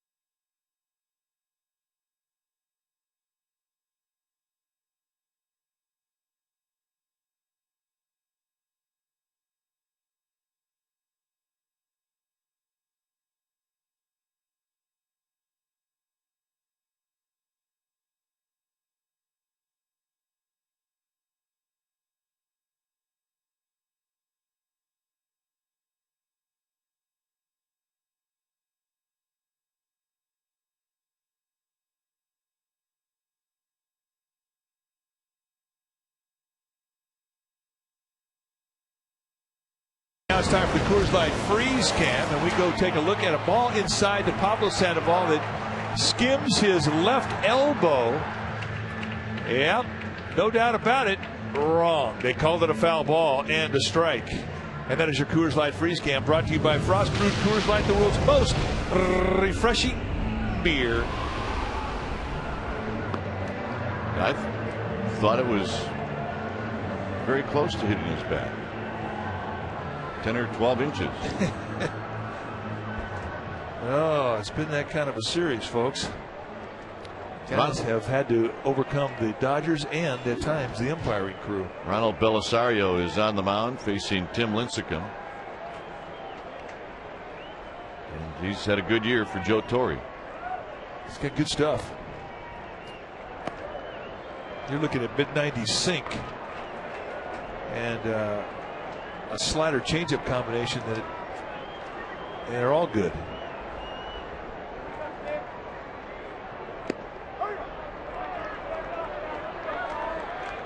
Lincecum has struck out twice, once by Weaver and once by McDonald.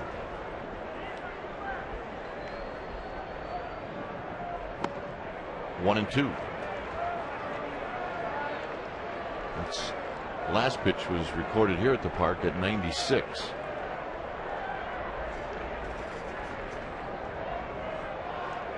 '96 was sink.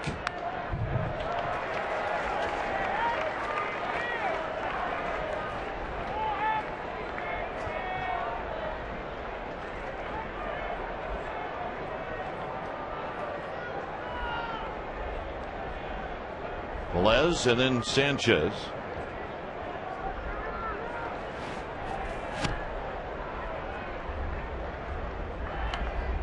Two and two.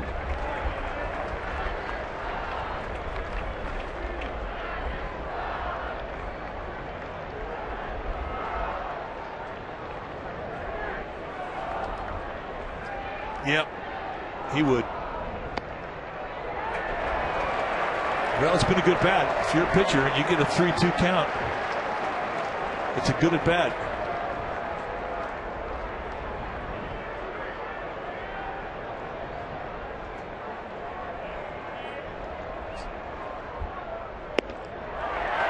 Take that.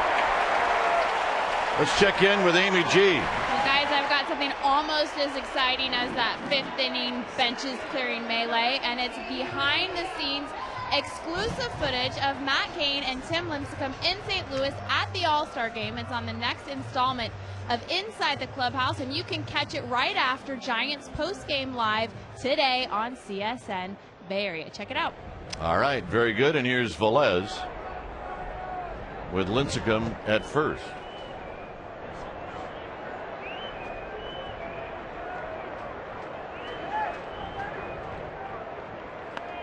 There's the bunt.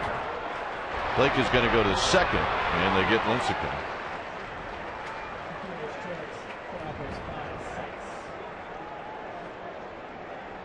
Casey Blake, outstanding third baseman, anticipating a play at second base and getting it done.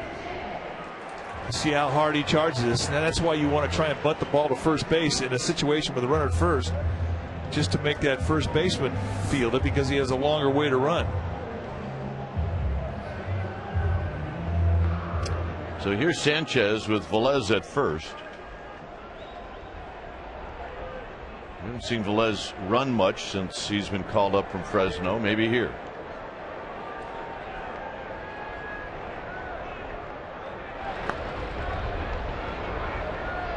Take a look at those. This is the second to the last pitch to Lincecum. And Belisario wanted that one, and this was the last one. Well, I mean, if you're a pitcher, you want everything you can get, but those are coin toss. It could go either way.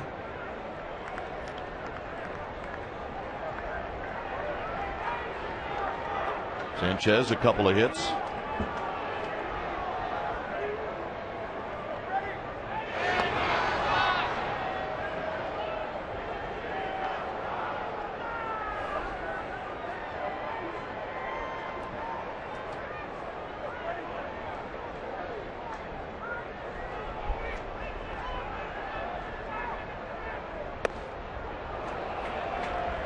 Rogers thinking that Velez was going to go. 1 ball and no strikes. Well, Belisario is not an easy guy to catch. And that thing just took a little second stage hop on Martin, and I think he was lucky to catch it. It's a high sinker. This guy's got nasty stuff.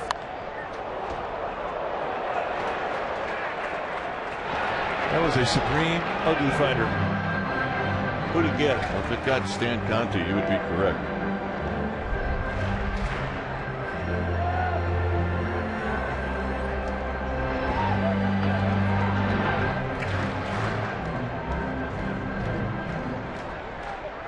One ball and 1 strike.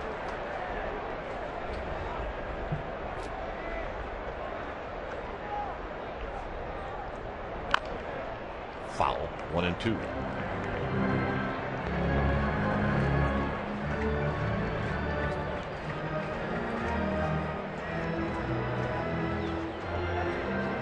One of the best bat control guys in the game up there in the batter's box, and Freddie Sanchez.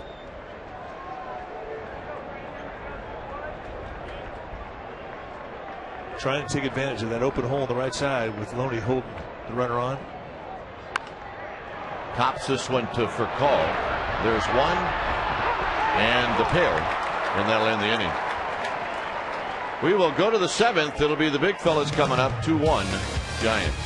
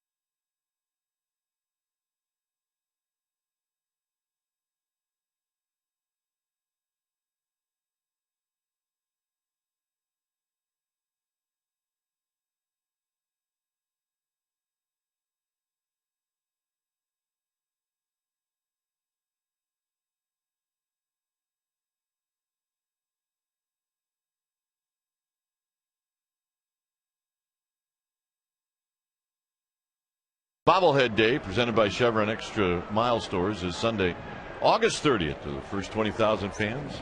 For tickets, go to sfgiants.com or call 877-4-SFG-TICKS.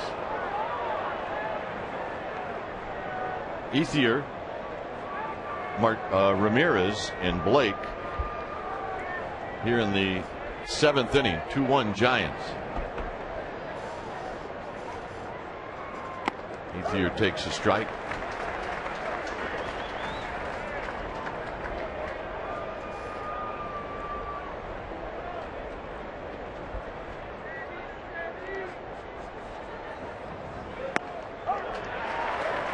Good fastball location away. You see Ethier take a fastball away like that, I mean, he's looking someplace else. That is his strength, that fastball away where he can get extended. Knee high to thigh high. Ishikawa will go to the bag. 1 out. Well, what do you have there, Mikey? Well, the President's Cup is just about upon us. It's going to be in September this year at Harding Park, one of the really great tracks in the Bay Area, and encourage all of you folks in the Bay Area, if you want to see some world-class golf, get a chance, go on out there and check it out. This is what they'll be playing for. The American team this year, I believe the captain's going to be Freddie Couples. He's going to take the top 12 American players against the top 12 international players, and they're going to play for this bad boy. Ramirez takes a changeup up and in. 1 ball and no strikes. Ramirez has walked and he's struck out.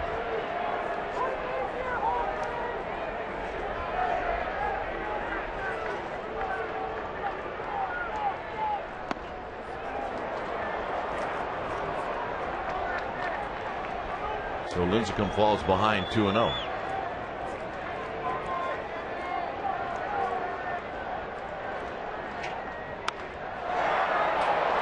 Left field for Lewis.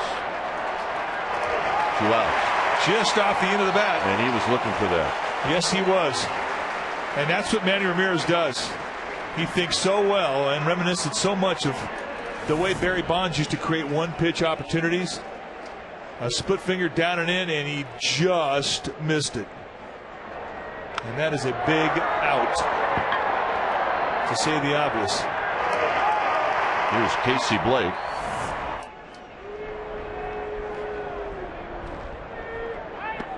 Blake takes a strike.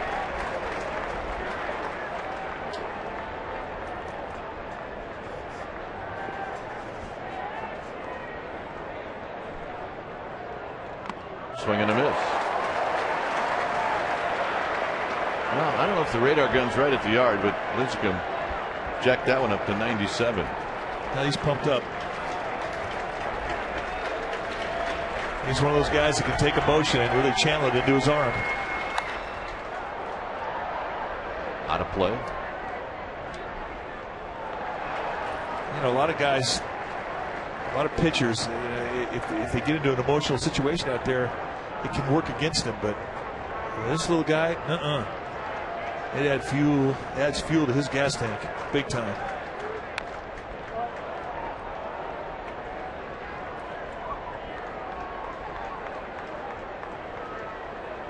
Blake battling 0-2. There you see the pitches by inning. He's been pretty stingy. And Blake again. Wastes a good pitch from Lincecum. It's no balls and 2 strikes. On a day where he's had 3 strikeouts. Easy to explain why the pitch count is at 87 here with 2 outs in the 7th inning. And he got him. And that'll end the inning. Sandoval, Molina, Sherholtz coming up.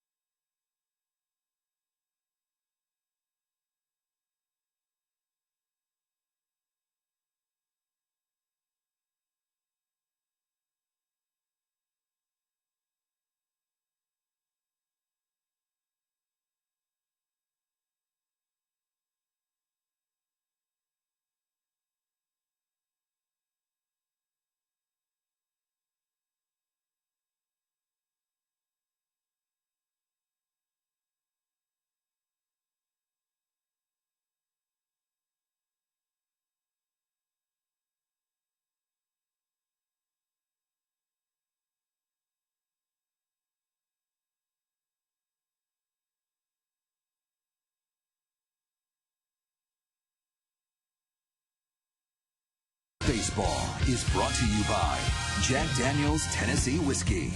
Please drink responsibly. And by Comcast HD, with more HD than any one period.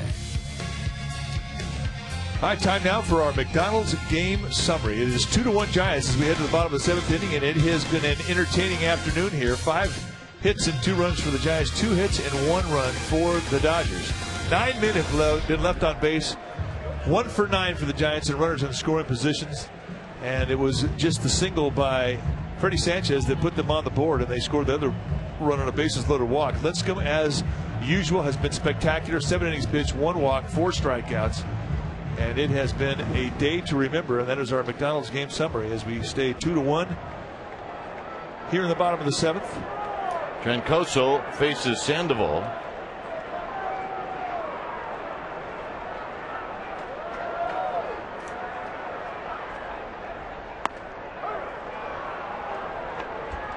Sandoval slide out, struck out, and he's walked.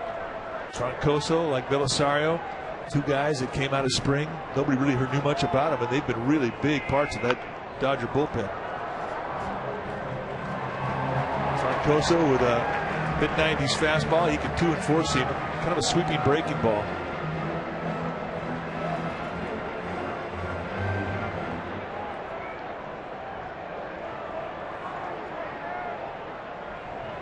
Oh, 2 to Sandoval.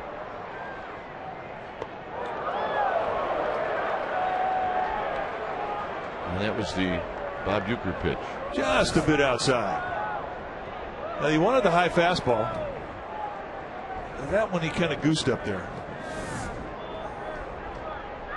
And it is time for Panda Power indeed. And Sandoval bounces when fouled. 1 ball and 2 strikes.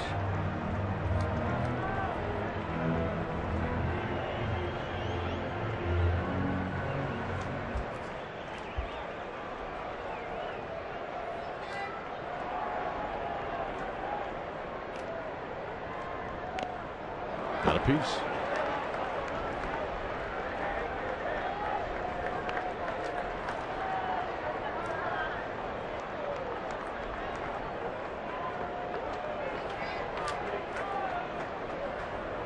Sandoval trying to reach here to lead off the 7th.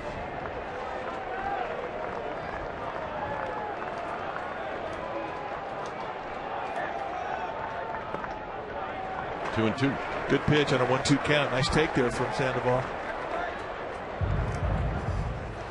That is not the sweeping breaking ball we saw from Trancoso early in the year. He's tightened that thing up. That's got good downward bite to it. And that is an excellent 1-2 pitch and not an easy ball to take. Up the middle, but right there is for call. 1 out.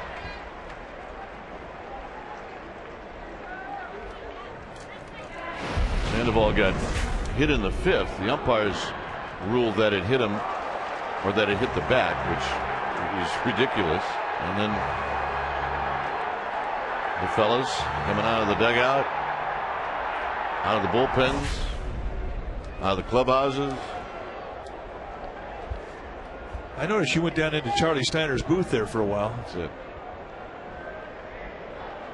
Here's Benji Molina.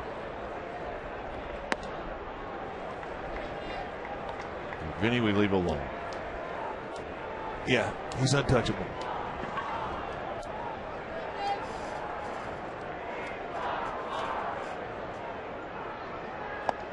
Two 2-0 to Benji Molina.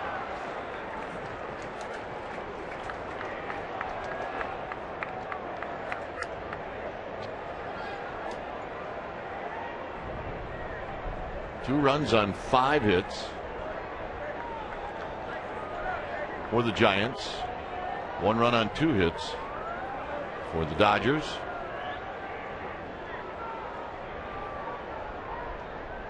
And Molina takes the 3rd straight pitch high, 3-0.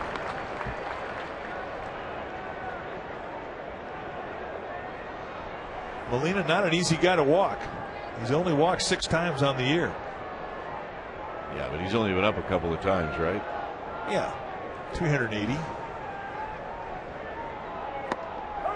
3-1 to Benji Molina. And if you're Giants fans, you'd like to see Benji Molina swing the bat. You really don't want him to take a walk here. Well, he will swing the bat right here. I will bet a paycheck on it if it's anywhere close. 3-2.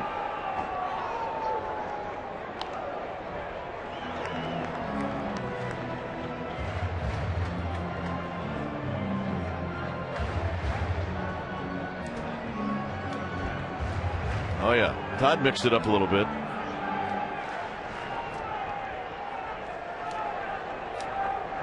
Three and two to Benji Molina.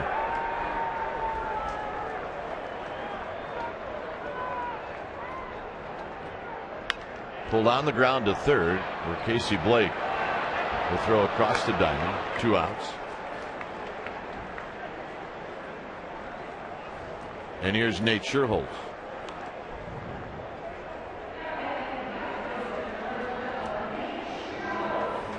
Sherholtz tripled way back in the second inning.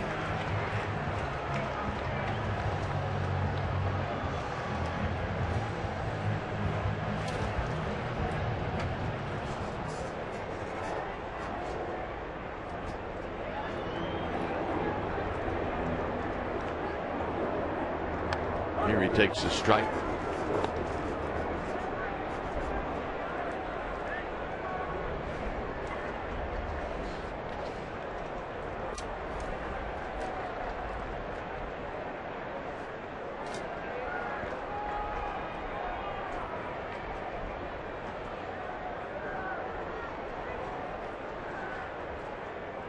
Down low, that one knocks the mask of Russell Martin off. It's 1 ball and 1 strike.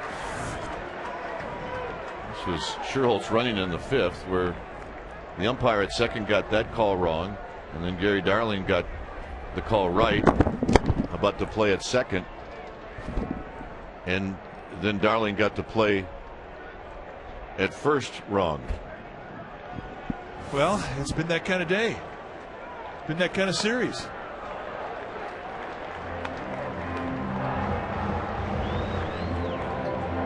Two balls and 1 strike.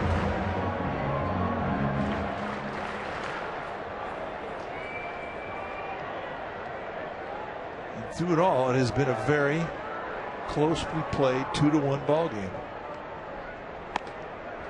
3-1.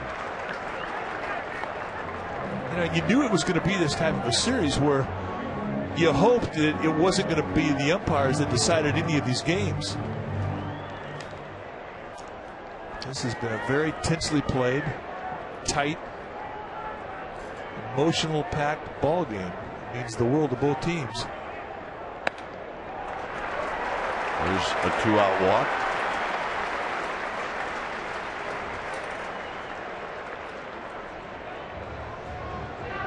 Bringing Travis Ishikawa to the plate.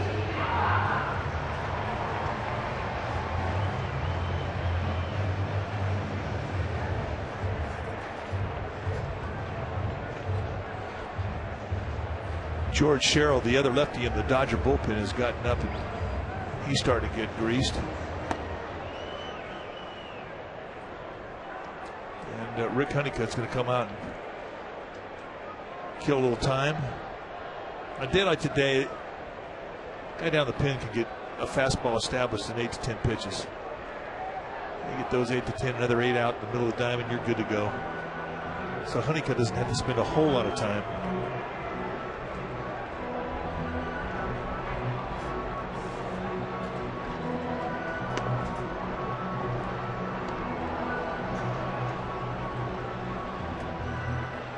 Paul Emmel tries to break it up and eventually does.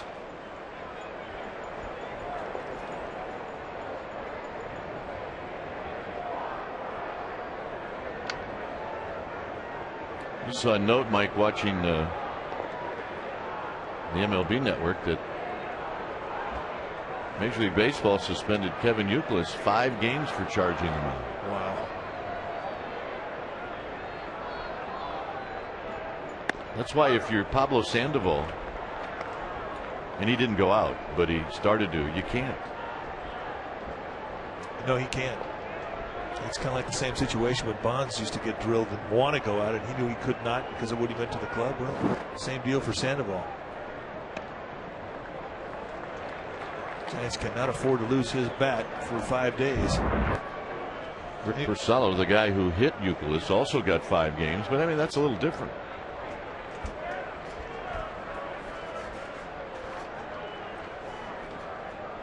One and one to Ishikawa. Martin setting up inside, and Ishikawa hits it sharply on the ground, and Castro from the outfield grass makes the play. Through 7 innings, it's 2-1 Giants.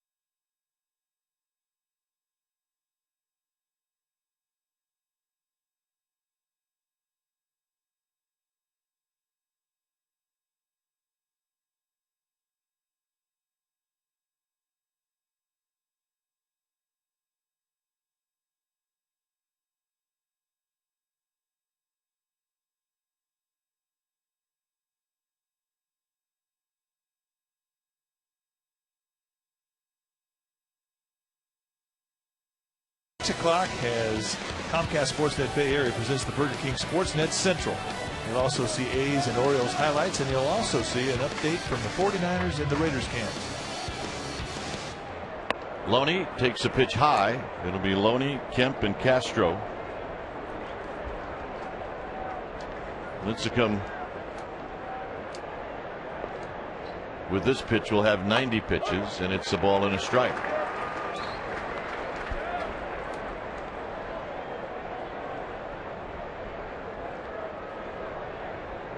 Randy Wynn is now in left field. Ooh.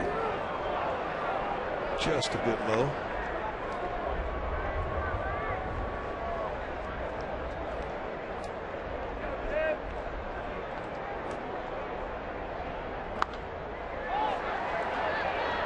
Benji Molina will give chase, but it'll be in the seats. The fan did everything right by bringing his glove, and then he didn't use it.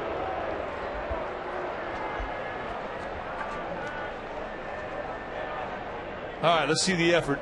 He hadn't played right. I got it. I got it. Oh, geez. Ooh.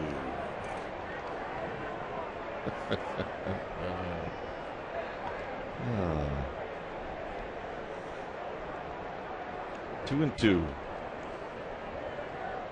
We expect better plays from our Giants fans. Yes, we do. There's the distribution of outs. 13 ground outs, 4 flyouts, 4 strikeouts. And a lot of those ground outs have come by way of the curveball. It's been a good pitch for him today to get that ball on the ground.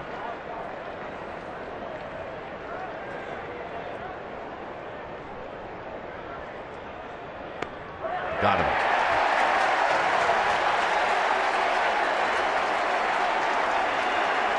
Well, James Loney not in agreement with that 3-2 fastball. And we have seen some rubbernecking from hitters today. Right down the middle. Wow. Here's Kemp. I'm speechless. Well, we shouldn't be surprised at this point from what we've seen over the last 3 days. But nevertheless, it's a big out.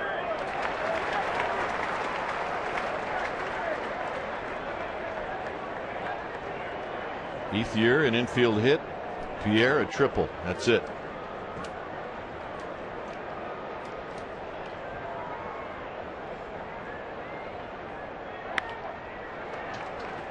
On the ground, foul. Hahn tried to catch it, missed it, and the fans booed him. Deservedly. 0-2 count now to Matt Kemp, and remember what he did last night in an 0-2 count? He hit one out over the center field wall. This guy is scary. He does not make two-strike adjustments. He hacks. Benji Molina knocks it down and throws him out.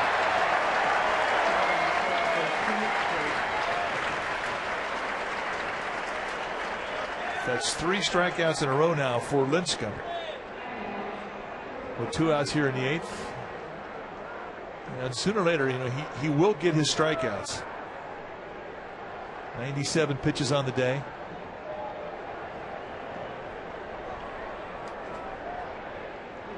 Orlando Hudson is going to hit.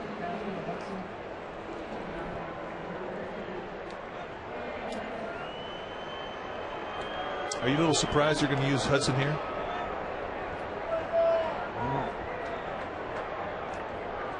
Yeah, because, well, Loretta is coming out behind Hudson, so Joe Torre is hoping that he gets to use both guys this inning. So he's got good numbers against Lincecum.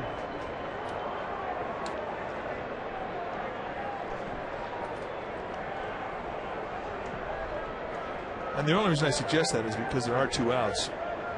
I would think that he'd be a hitter type that you would like to see lead off an inning. Especially with the success that he's had against Lincecum. And Lincecum will pitch the 9th inning. If things go right for him here in the 8th.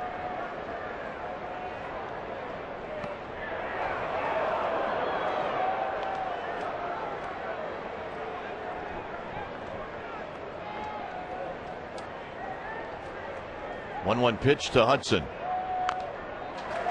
1-2.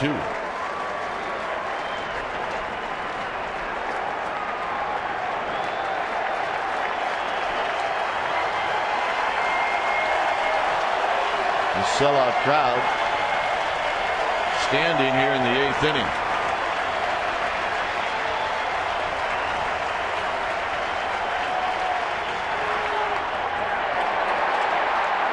That's reach back velocity at 97 on his 101st pitch of the game. And somehow Hudson managed to get a piece to fight it off.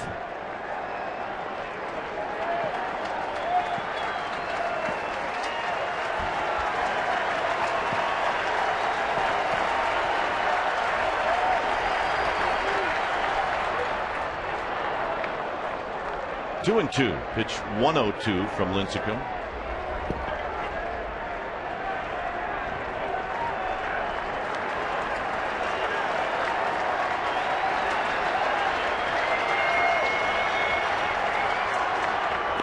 And he got him. He strikes out the side. He's got 7 strikeouts. They like their little guy. He's amazing.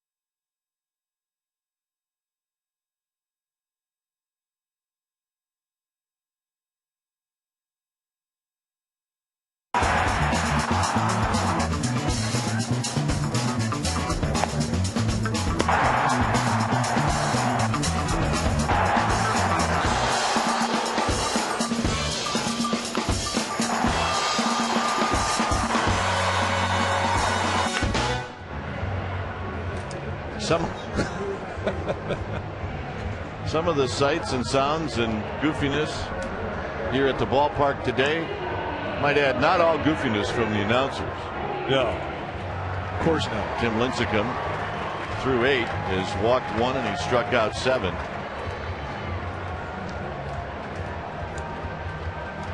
Loretta is at second base and George Sherrill is on the hill.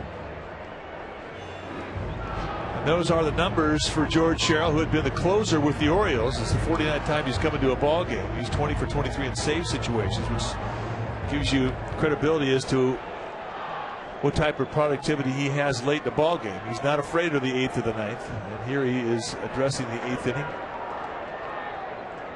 And Randy Wynn will be the first hitter, and he takes the pitch in tight, 1-0.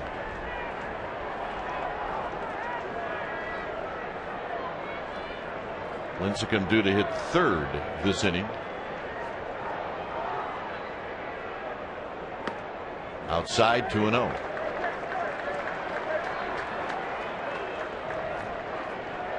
.263 hitter for Randy Wynn. Struggled this year hitting right-handed. Randy Wynn at 153 right-handed. Here he hooks one foul past Tim Flannery.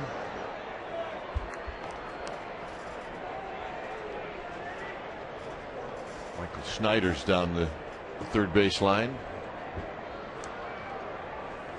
2 balls and 1 strike.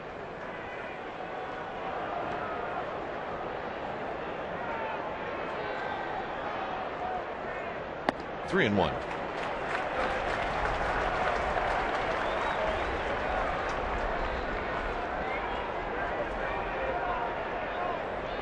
Jack Hirschkorn down the first base line.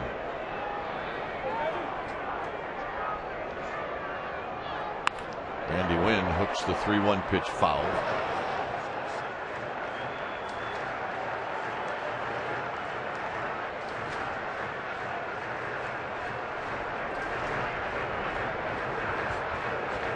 Giants have had 5 hits today. The Dodgers have walked 7 of the Giants, and they've hit 1.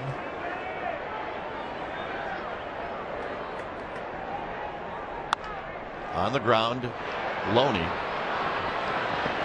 Wynn retired, 1 out for Juan Uribe.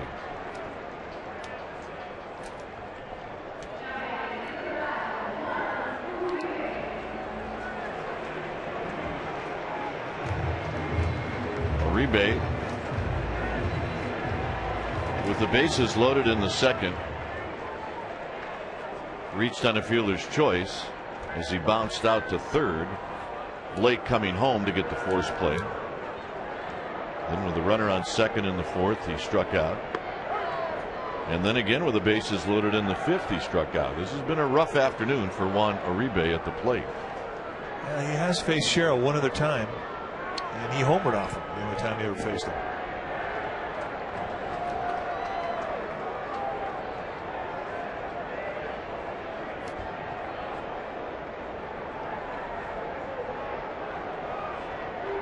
See how Sherrill sets up, and he shows the numbers on his back to the hitter. Really exaggerates the way he turns his front foot, turns that right foot, and he'll face it out towards right center. Little flare to right, and it's going to be a hit. Uribe's been waiting all afternoon for that one.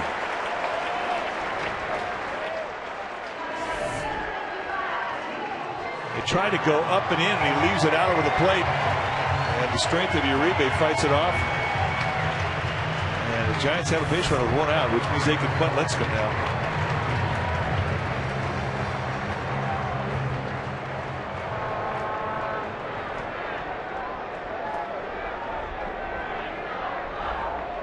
Lincecum struck out in the second, struck out in the fourth, walked in the sixth.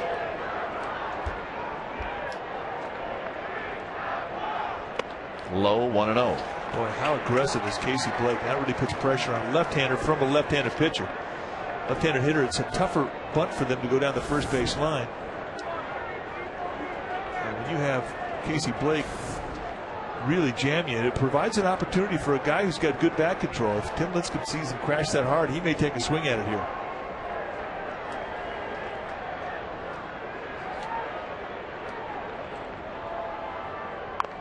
Bunts it. Foul.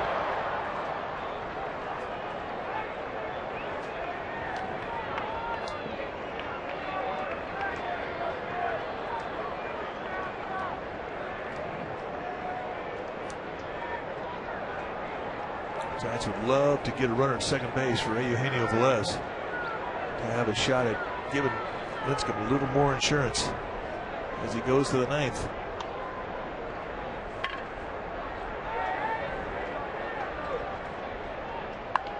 Bunts it back to Sherrill, and Sherrill doesn't even think about second. And Lincecum moves Uribe down to second. 1-4. And here's Velez. And the Giants get what they want. A chance to add. And there's the heroes' welcome. Job well done.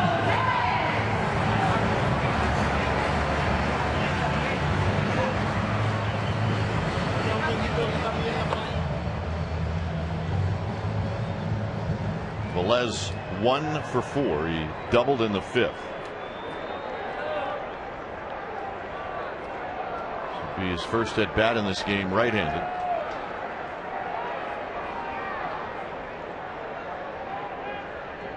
And he hits it on the ground to third, and that's a fair ball. Blake's throw is on the money, and just like that, that ends the inning. Ninth inning coming up.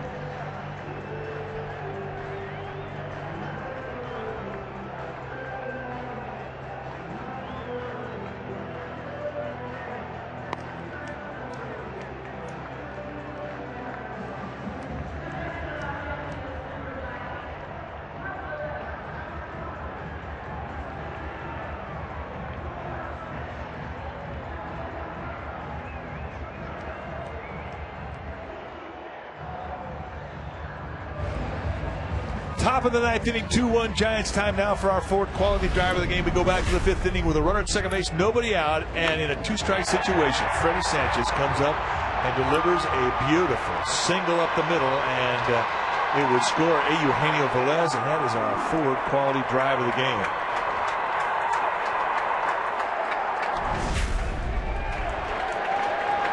Here's Loretta. And Loretta takes a strike. When Tim Lincecum went out to the mound between innings to start his warm-up throws, he got a standing ovation. On a play, 0-2. And we're seeing some high-velocity fastballs right now, and a quick 0-2 to Mark Loretta.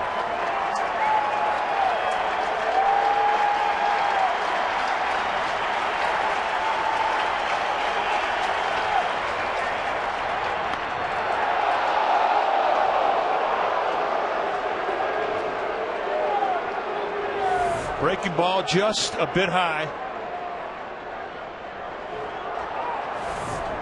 And Loretta lives to see another day. This is a fair ball. 1 out.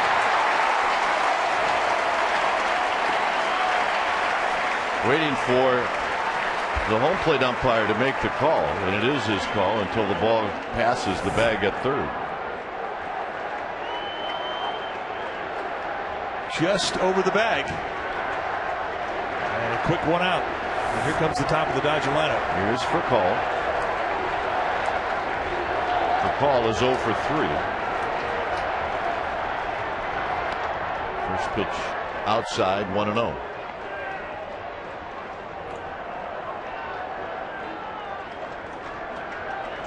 Sandoval way in at third.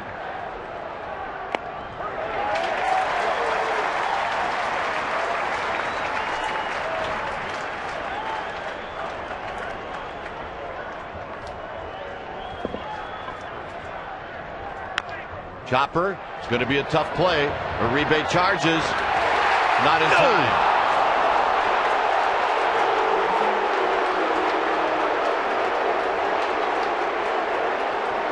And here comes Ron Wotus.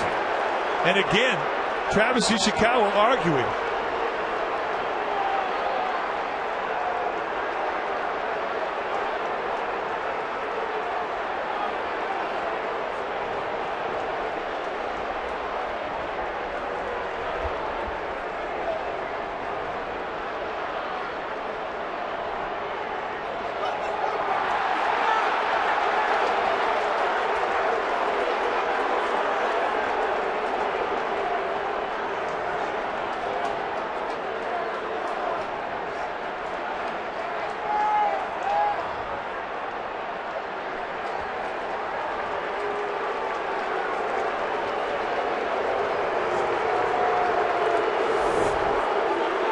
And let's take a look.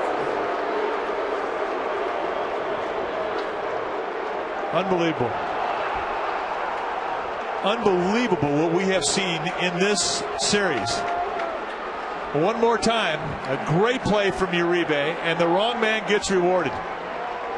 He's out, and it's not close. And you can see the anger and the emotion. And Ron Wotus tossed, joining Bruce Bochy, who was tossed back early in the ball game. And with the runner now, Lincecum does not hold runners on particularly well. Very quickly, Brian Wilson has gotten up in the Giants bullpen, and he's starting to get loose.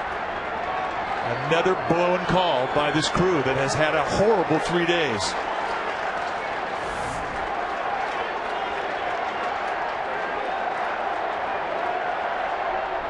Martin takes a strike.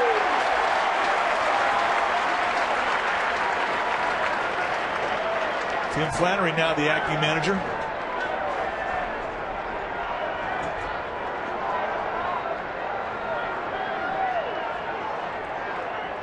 Martin hits into a lot of double plays.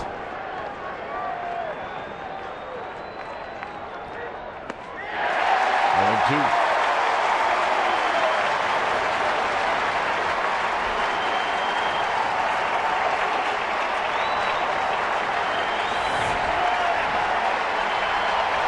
Another split. And right quickly on top of Martin, 0-2.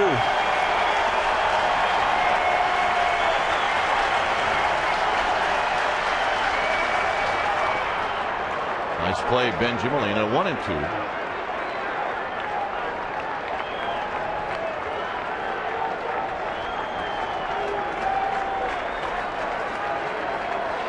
Wilson getting loose.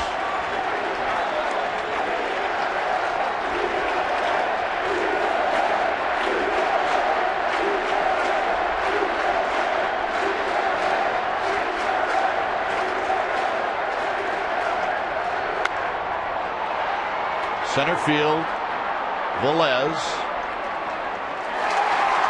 For call tagging. Here's the throw, and he made it.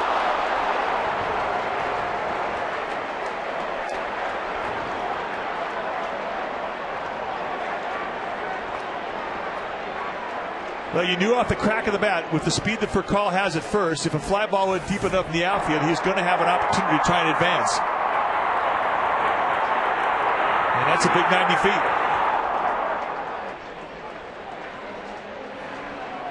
Not a whole lot that Velez could have done about that.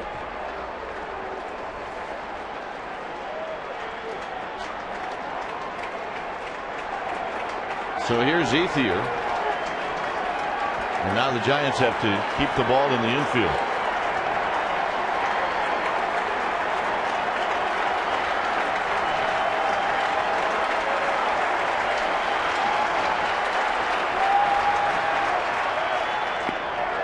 One ball and no strikes. Ethier tied for the Dodger lead in RBIs with 75.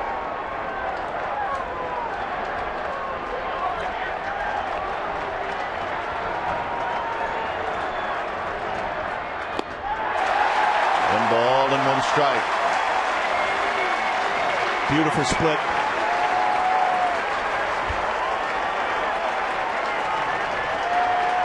Lincecum trying to pitch through the mistakes of the umpiring crew.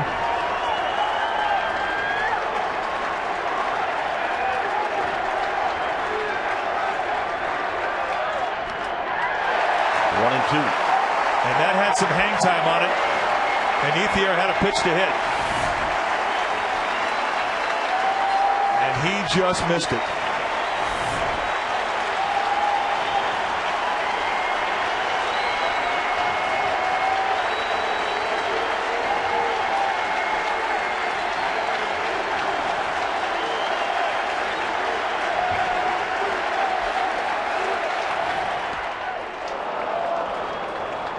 Tried the elevator fastball. Ethier not biting. That was pitch 118.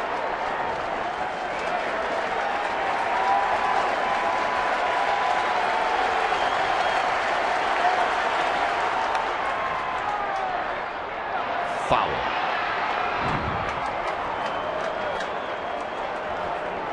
High fastball.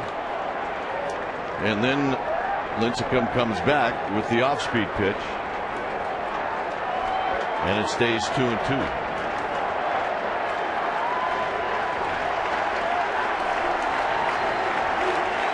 He's digging deep right now. 119 pitches into this game.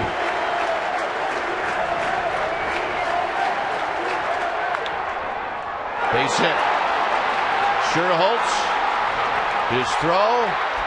Not in time. And this game is tied. Thanks to the umpiring crew. And Tim Flannery's coming out. A good pitch to hit, and whereas we saw Ethier miss one earlier, he does not miss this one. And he takes on the best arm the Giants have. And a frustrating day for Tim Lincecum, who should have had a win. When it's time for a change, think Speedy Oil Change and Tune-Up. Your oil change, tune-up, and smog experts. We'll be back.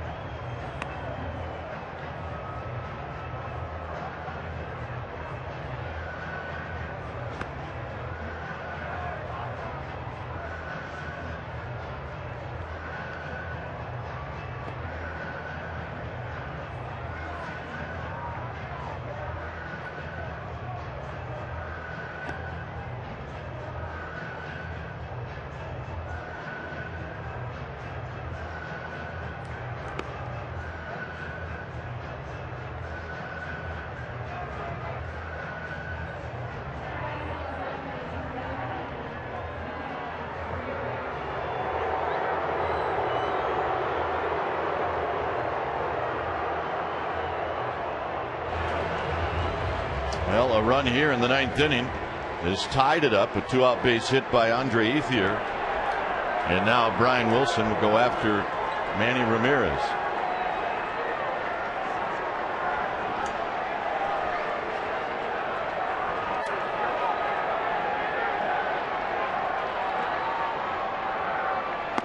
And a strike, and it's 0-1.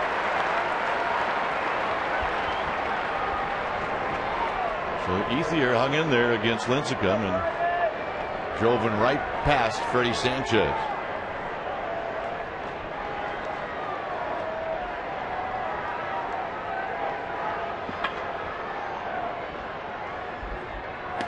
Up high to even the count at 1 ball and 1 strike.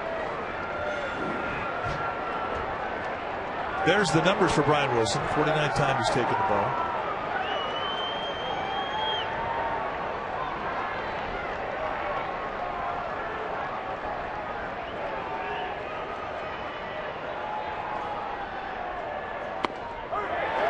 One and 2. It's that hard cutter, 91 miles an hour. The line for Lincecum, fantastic.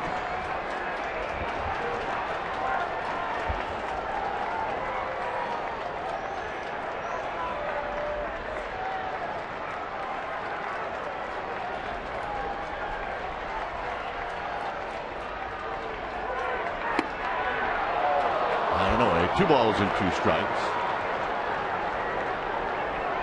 And the one guy that has to hold his composure is out there on the hill right now, Brian Wilson. A lot of emotion in that Giants dugout, as you can imagine. It's all through the ballpark. 2 and 2.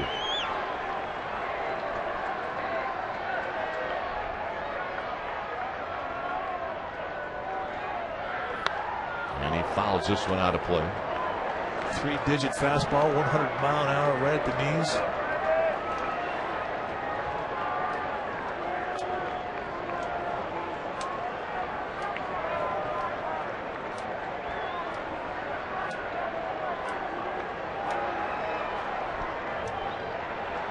Two and 2 to Manny Ramirez.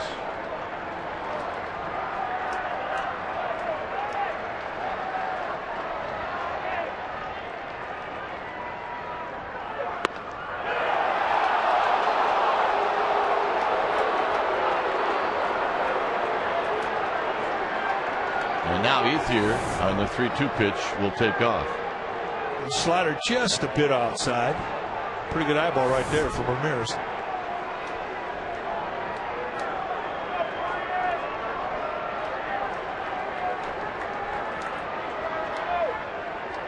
So the payoff pitch coming up. You got him.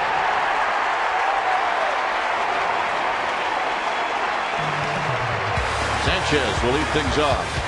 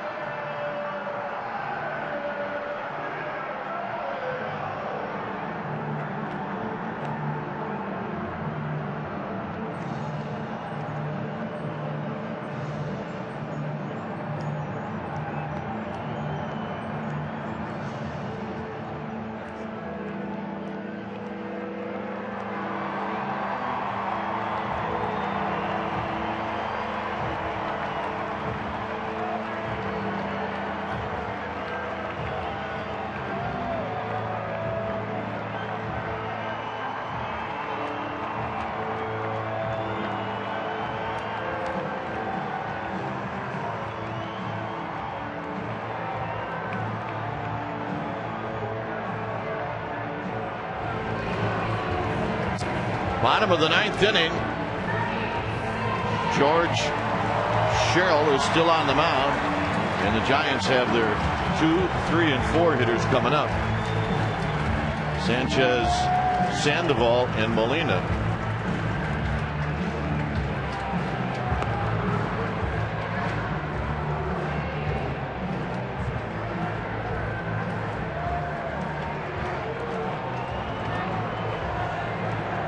Sanchez is 2 for 4. Giants can send this crowd of over 43,000 home with a run here in the ninth.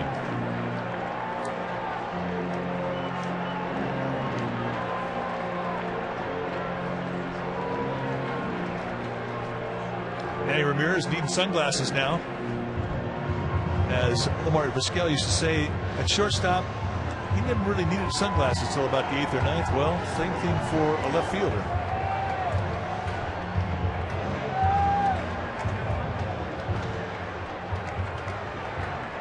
So Sanchez at the plate.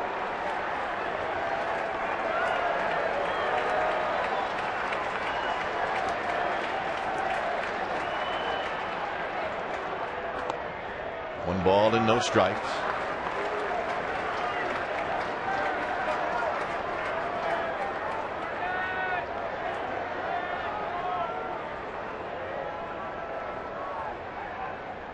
Swing and a miss. 1 ball and 1 strike. As Mike mentioned about Sherrill, is he hides the ball so well that fastball will sneak up on him. Deception is such an important part of a delivery.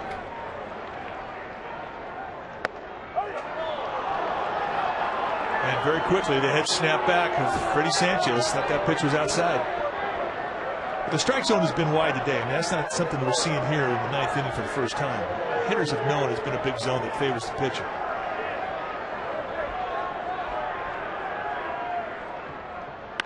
On the ground to third. Blake. 1 out. And here's Sandoval. If you're thinking about the big picture here, if this game were to go deep into the extra innings, I mean, the Giants really do have an advantage here because this has been a bullpen game for Joe Torre and the Dodgers. And they don't have that many bullets, many innings that they can expect to get out of their bullpen. The Giants, they're loaded for bear. They got a bunch of guys they can throw out there. Sandoval 0 for 3 with a walk. High drive. Left field. Does Kemp have a beat on it? It's off the wall. Sandoval really wasn't running, and now he's going to end up at second. He should have been on third. Well, he thought he had it. Well, everybody here thought he had it. It had the sound. We thought he had it.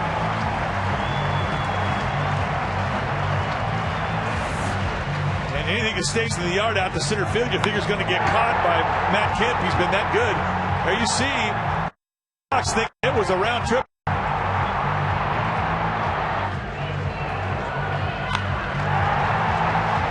I don't know what kept this one in, to be honest with you. Looking back on it, I'm surprised he didn't catch it. I mean, he gets both cheeks into this thing.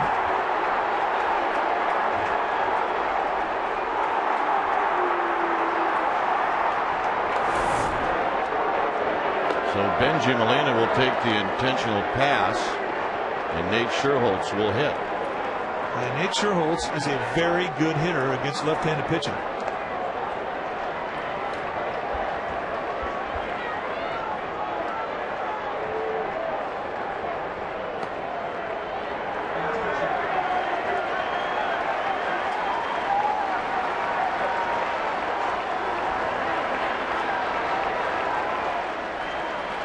Sherholtz is looking like somebody's going to hit for him.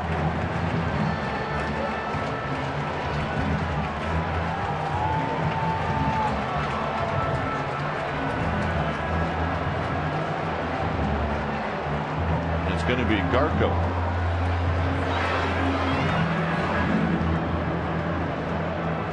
Well, Garco's got some experience against Sherrill, and only 5 of the Giants have any kind of experience against him. He's faced him twice. He's 0 for 2. He's popped up and grounded out.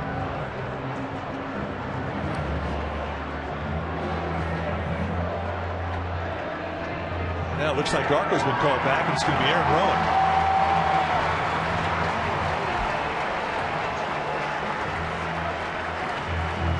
Rowan has faced Sherrill one time.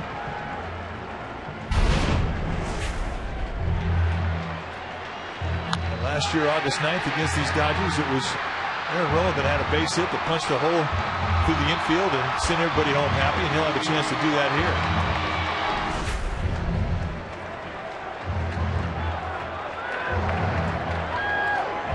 Giants need somebody out on deck to help Sandoval if there's a play at the plate.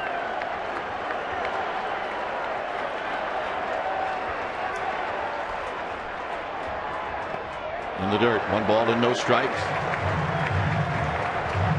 Very shallow and left is Manny Ramirez. Deep and right is Ethiel. It's kind of an odd defense.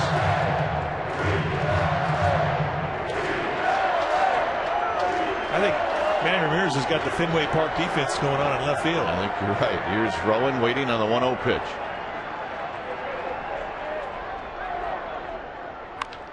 Foul as he hooks it past Tim Flannery.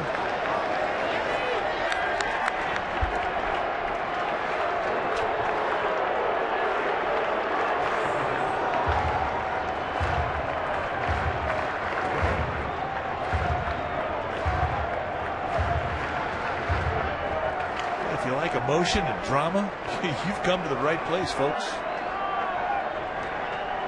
1 ball and 1 strike with 1 out. Rowan on the ground to third. It could be a double play. And it is. We will go to the 10th. It stays 2-2.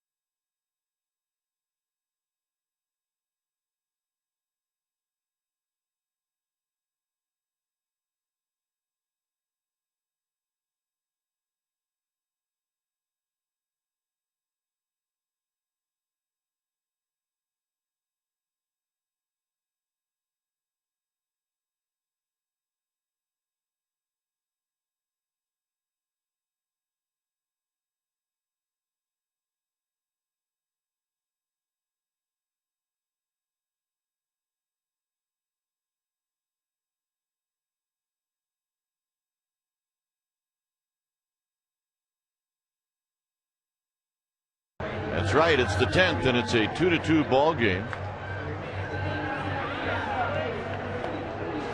Casey Blake hit a home run off of Brian Wilson earlier in the year to tie a ball game.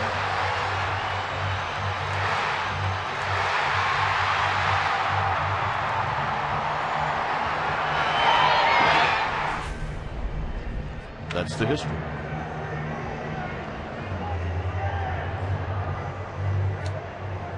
Well, the Giants have pitched Casey Blake very well in this series.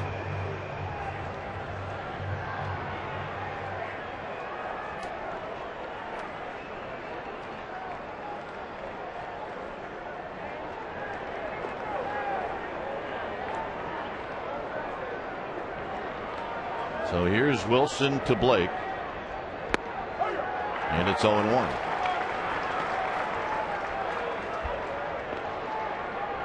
Velez is now in left.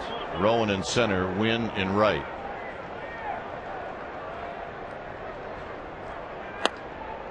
One ball and 1 strike.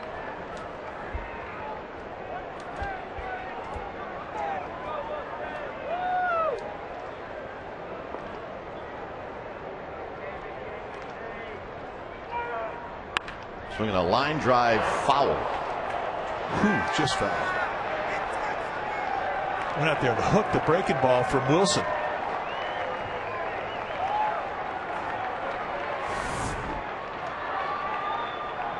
Just a real strong top hand throw of the bat. Almost got Bill Hahn, the umpire. 1 ball and 2 strikes.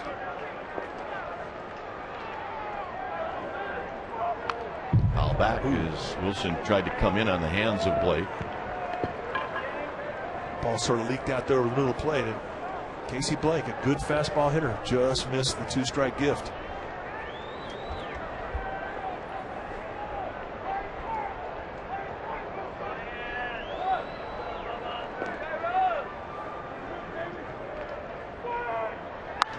Out of play down the right field line.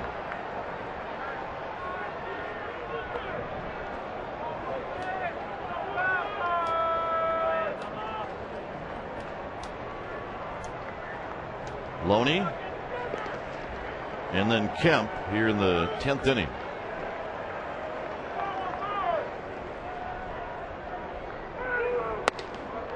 Two and two. Tried to muscle up on that one. That happens. You get to a 2-strike count, a hard thrower tries to add. And when you miss high.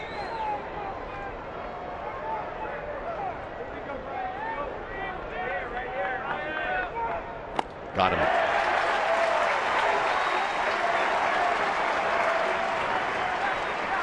Second strikeout for Wilson. Goes upstairs with a slider, kind of a hanger. And a hanging breaking ball can be a great pitch if you get it out with it. Not sure you'd put that in the scout report. Can't hit hanging sliders, but right now, outs, you don't care how you get them. Here's Loney, 0 for 3 with a strikeout.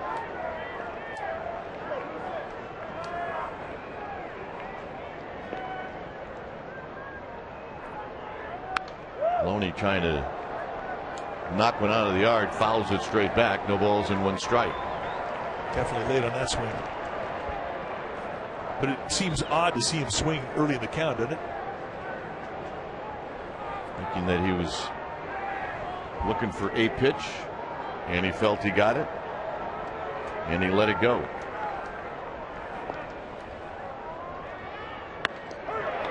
Oh, 2. 100-mile-an-hour paint. That's a rough assignment trying to hit that pitch. If you're Brian Wilson, you got to think about going right back out there. If you're getting the wide strike, take advantage of it. Loney's on top of the plate. He's moved up. Uribe dropped it. So Loney is aboard on the air by Uribe.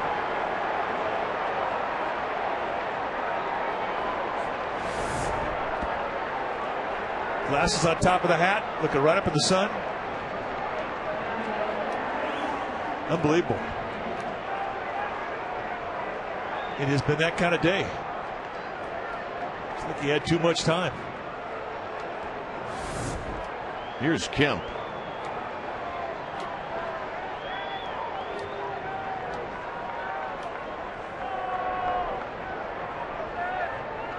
Kemp is 0 for 3 with a couple of strikeouts.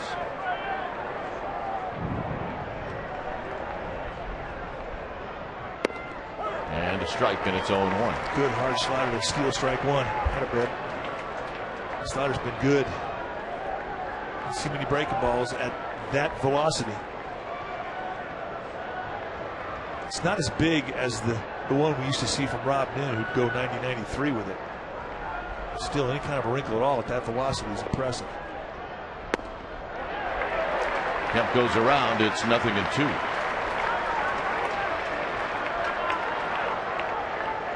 So Loney at first. Got to pay attention to Loney too at first. Only with 6 steals. Joe Torre's last bench player is on deck.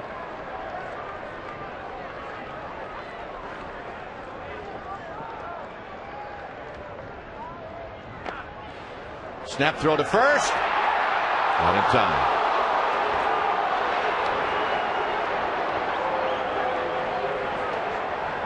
Good effort by Benjamin Molina. had a little bit of an opening there. Safe. You always dive back to the farthest part of the bag that you can get to away from the first baseman if you're the runner. And right there, that saved Loney.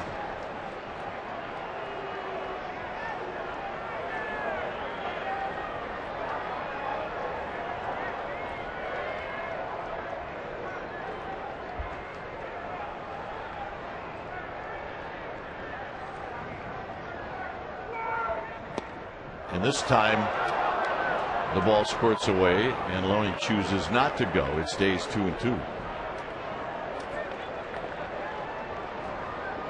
Now Brian Wilson, not an easy guy to catch.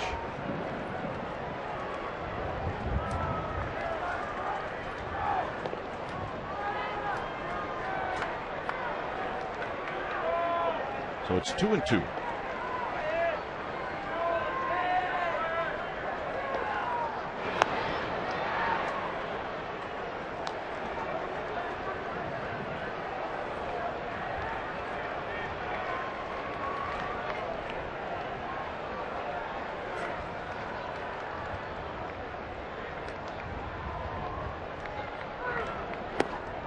And a full count. Trying to go right back out to that little corner on the outside part of the plate at the knees. Just missed. Now you might see Loney go. 3-2-1 out here. Decision time for Torrey. You're betting on contact.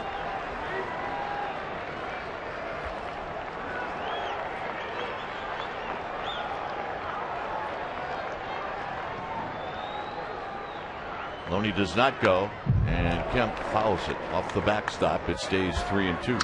Well, when you have strikeout stuff out there in the high 90s with a 90-mile-an-hour breaking ball, you know, if you're betting contact, I mean, it could be a risk you're not willing to take. I still think he may go here 3-2.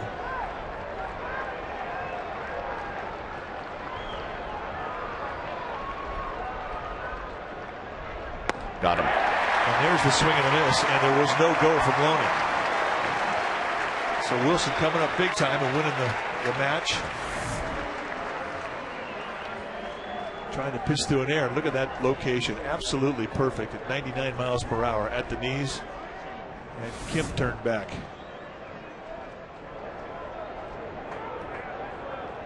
So here's Brad Ausmus.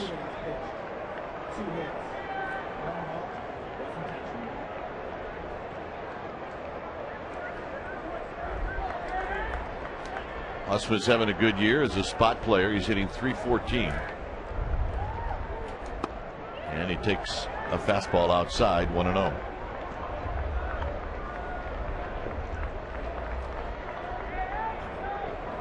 Wilson trying to pitch through an air.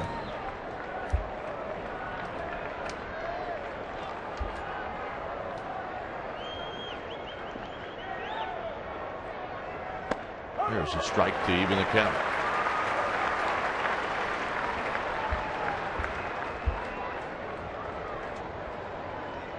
Two runs, 4 hits, and no errors for the Dodgers. They've left 2. 2 runs, 7 hits, 1 error. The Giants have stranded 12.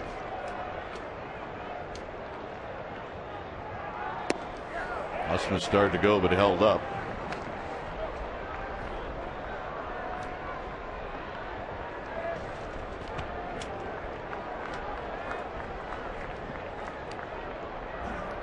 Loretta is on deck should Ausmus reach.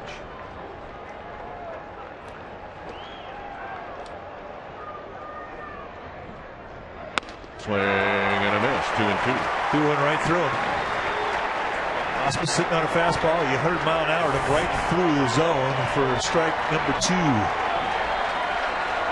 not a whole lot of swing there either from Ausmus. That's about as quick as he can get to the ball.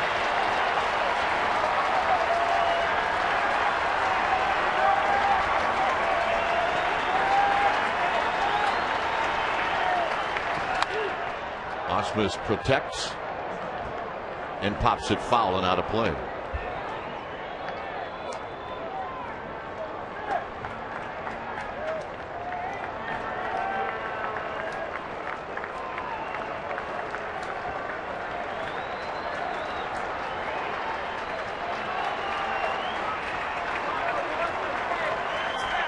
2-2. Got him. Wilson strikes out the side, and the Giants need a run to go home or get on the plane.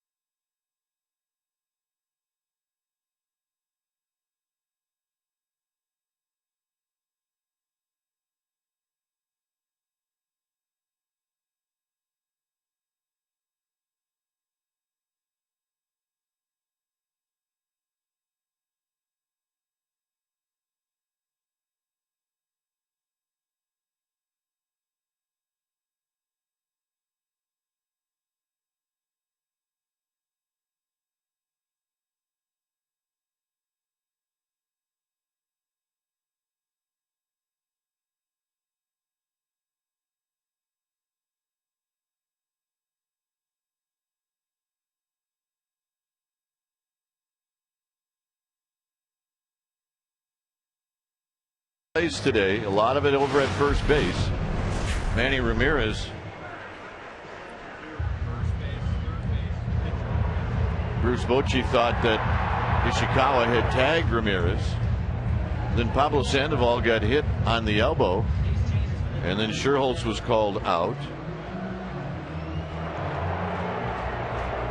Motis got thrown out. Here's maybe the biggest play and biggest call.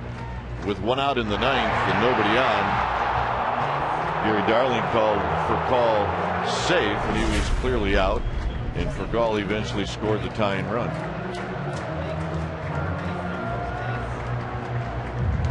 Well, the new pitcher now for the Dodgers will be Guillermo Moda, coming into his 52nd game. Moda, be a fastball in the low to mid-90s with a slider and a split finger fastball. 30 strikeouts in 55 innings against 21 walks. Martin is now at third. Blake moves from third to first. And Osmus is behind the dish. And there's Moda on the hill.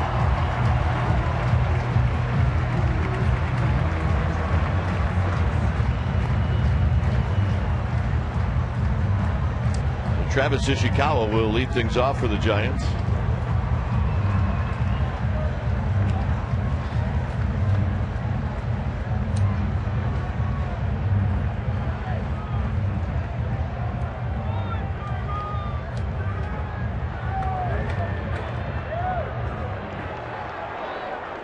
Ishikawa has been on base twice. He was hit by a pitch in the second, and then he walked in the fifth.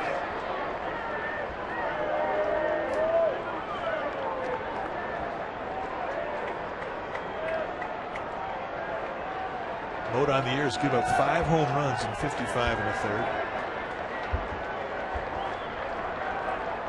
And he's hit 4 guys.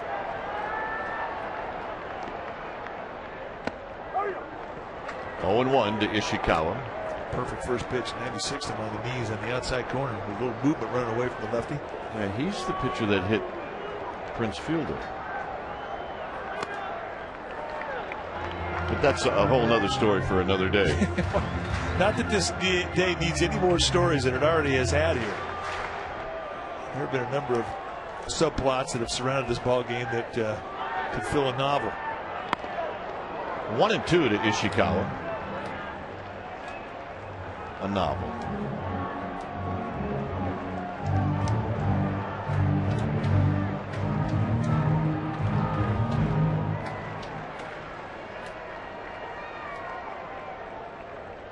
Look out. And Ishikawa jumps back. 2 balls and 2 strikes.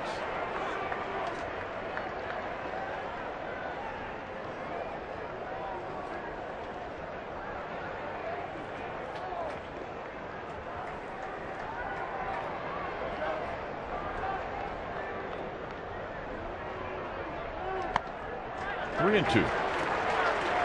Giants would love a leadoff hitter to get on base.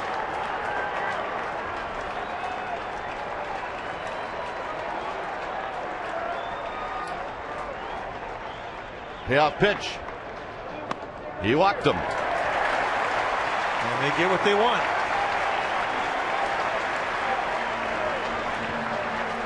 So a nice at bat from Travis Ishikawa.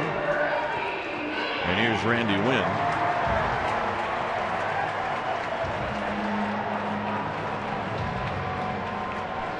Let's see how Tim Flannery plays this. If he wants to give up an out to move Ishikawa up. Ishikawa has average speed. She also have a new third baseman, Russell Martin.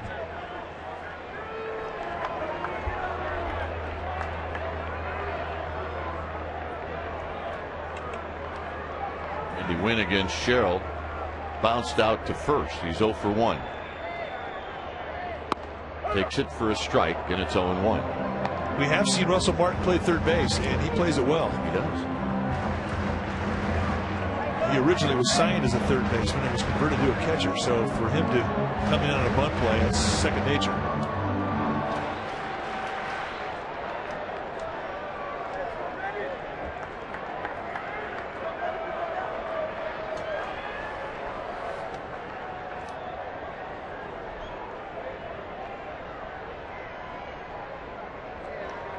Oda really slowing things down, and Wynn will step out. It's 2-2 here in the bottom of the 10th.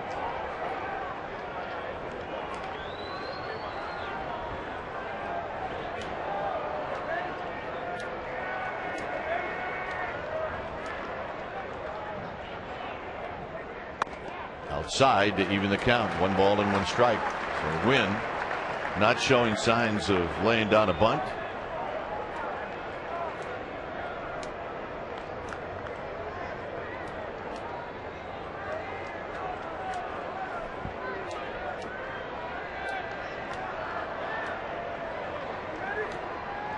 See what he does here. Swinging and fouling it back. It's 1-2.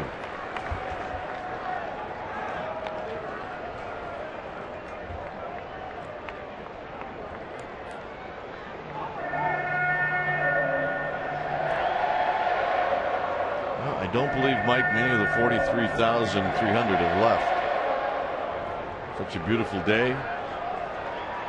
Dodgers Giants. Exciting.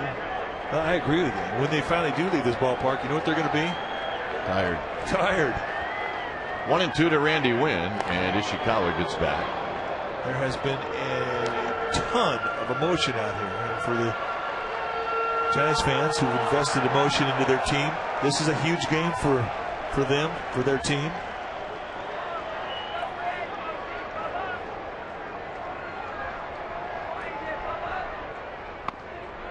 Two and 2.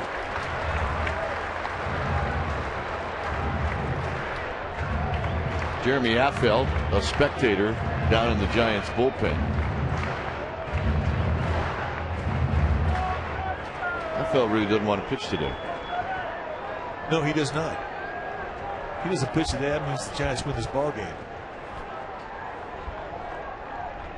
2-2 pitch. Popped him up into left field. And Ramirez will make the catch.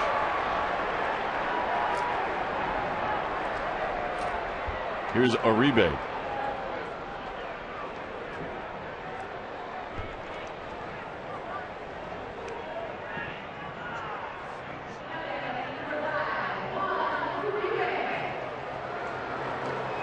So Uribe, who's 1 for 4, will face Guillermo Mota with 1 on and 1 out.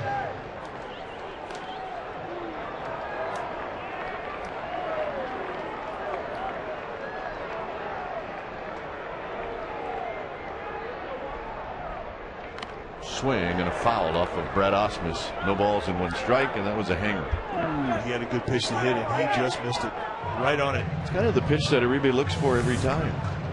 Well, if you're looking for a hanging slider, this is right up there for you.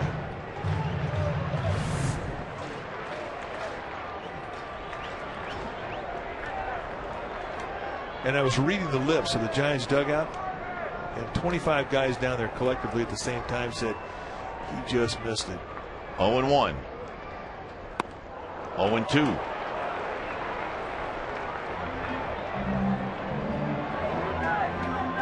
Yeah, backed it up, gave another one.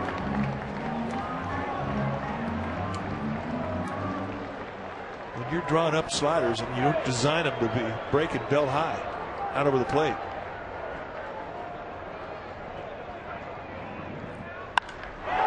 High drive, left field, out of here. We are going home.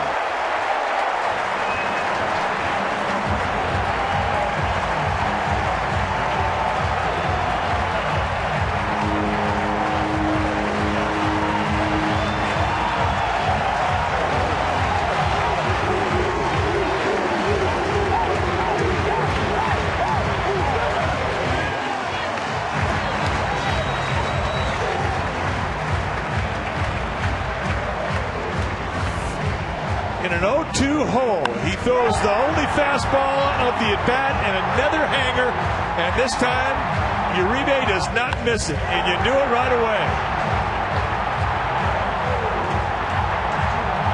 And that one felt good. 43,300 stayed on hand to watch it. I don't know, it made me feel pretty good. Wow. All right, check out the troops. You betcha. Our next telecast on Comcast Sportsnet Bay Area is Friday afternoon as the Giants take on the Mets at Citi Field with Giants pregame live. That's going to start at 3:30. I'm going to take a nap. You ready? Stay tuned. Giants postgame live starts right now.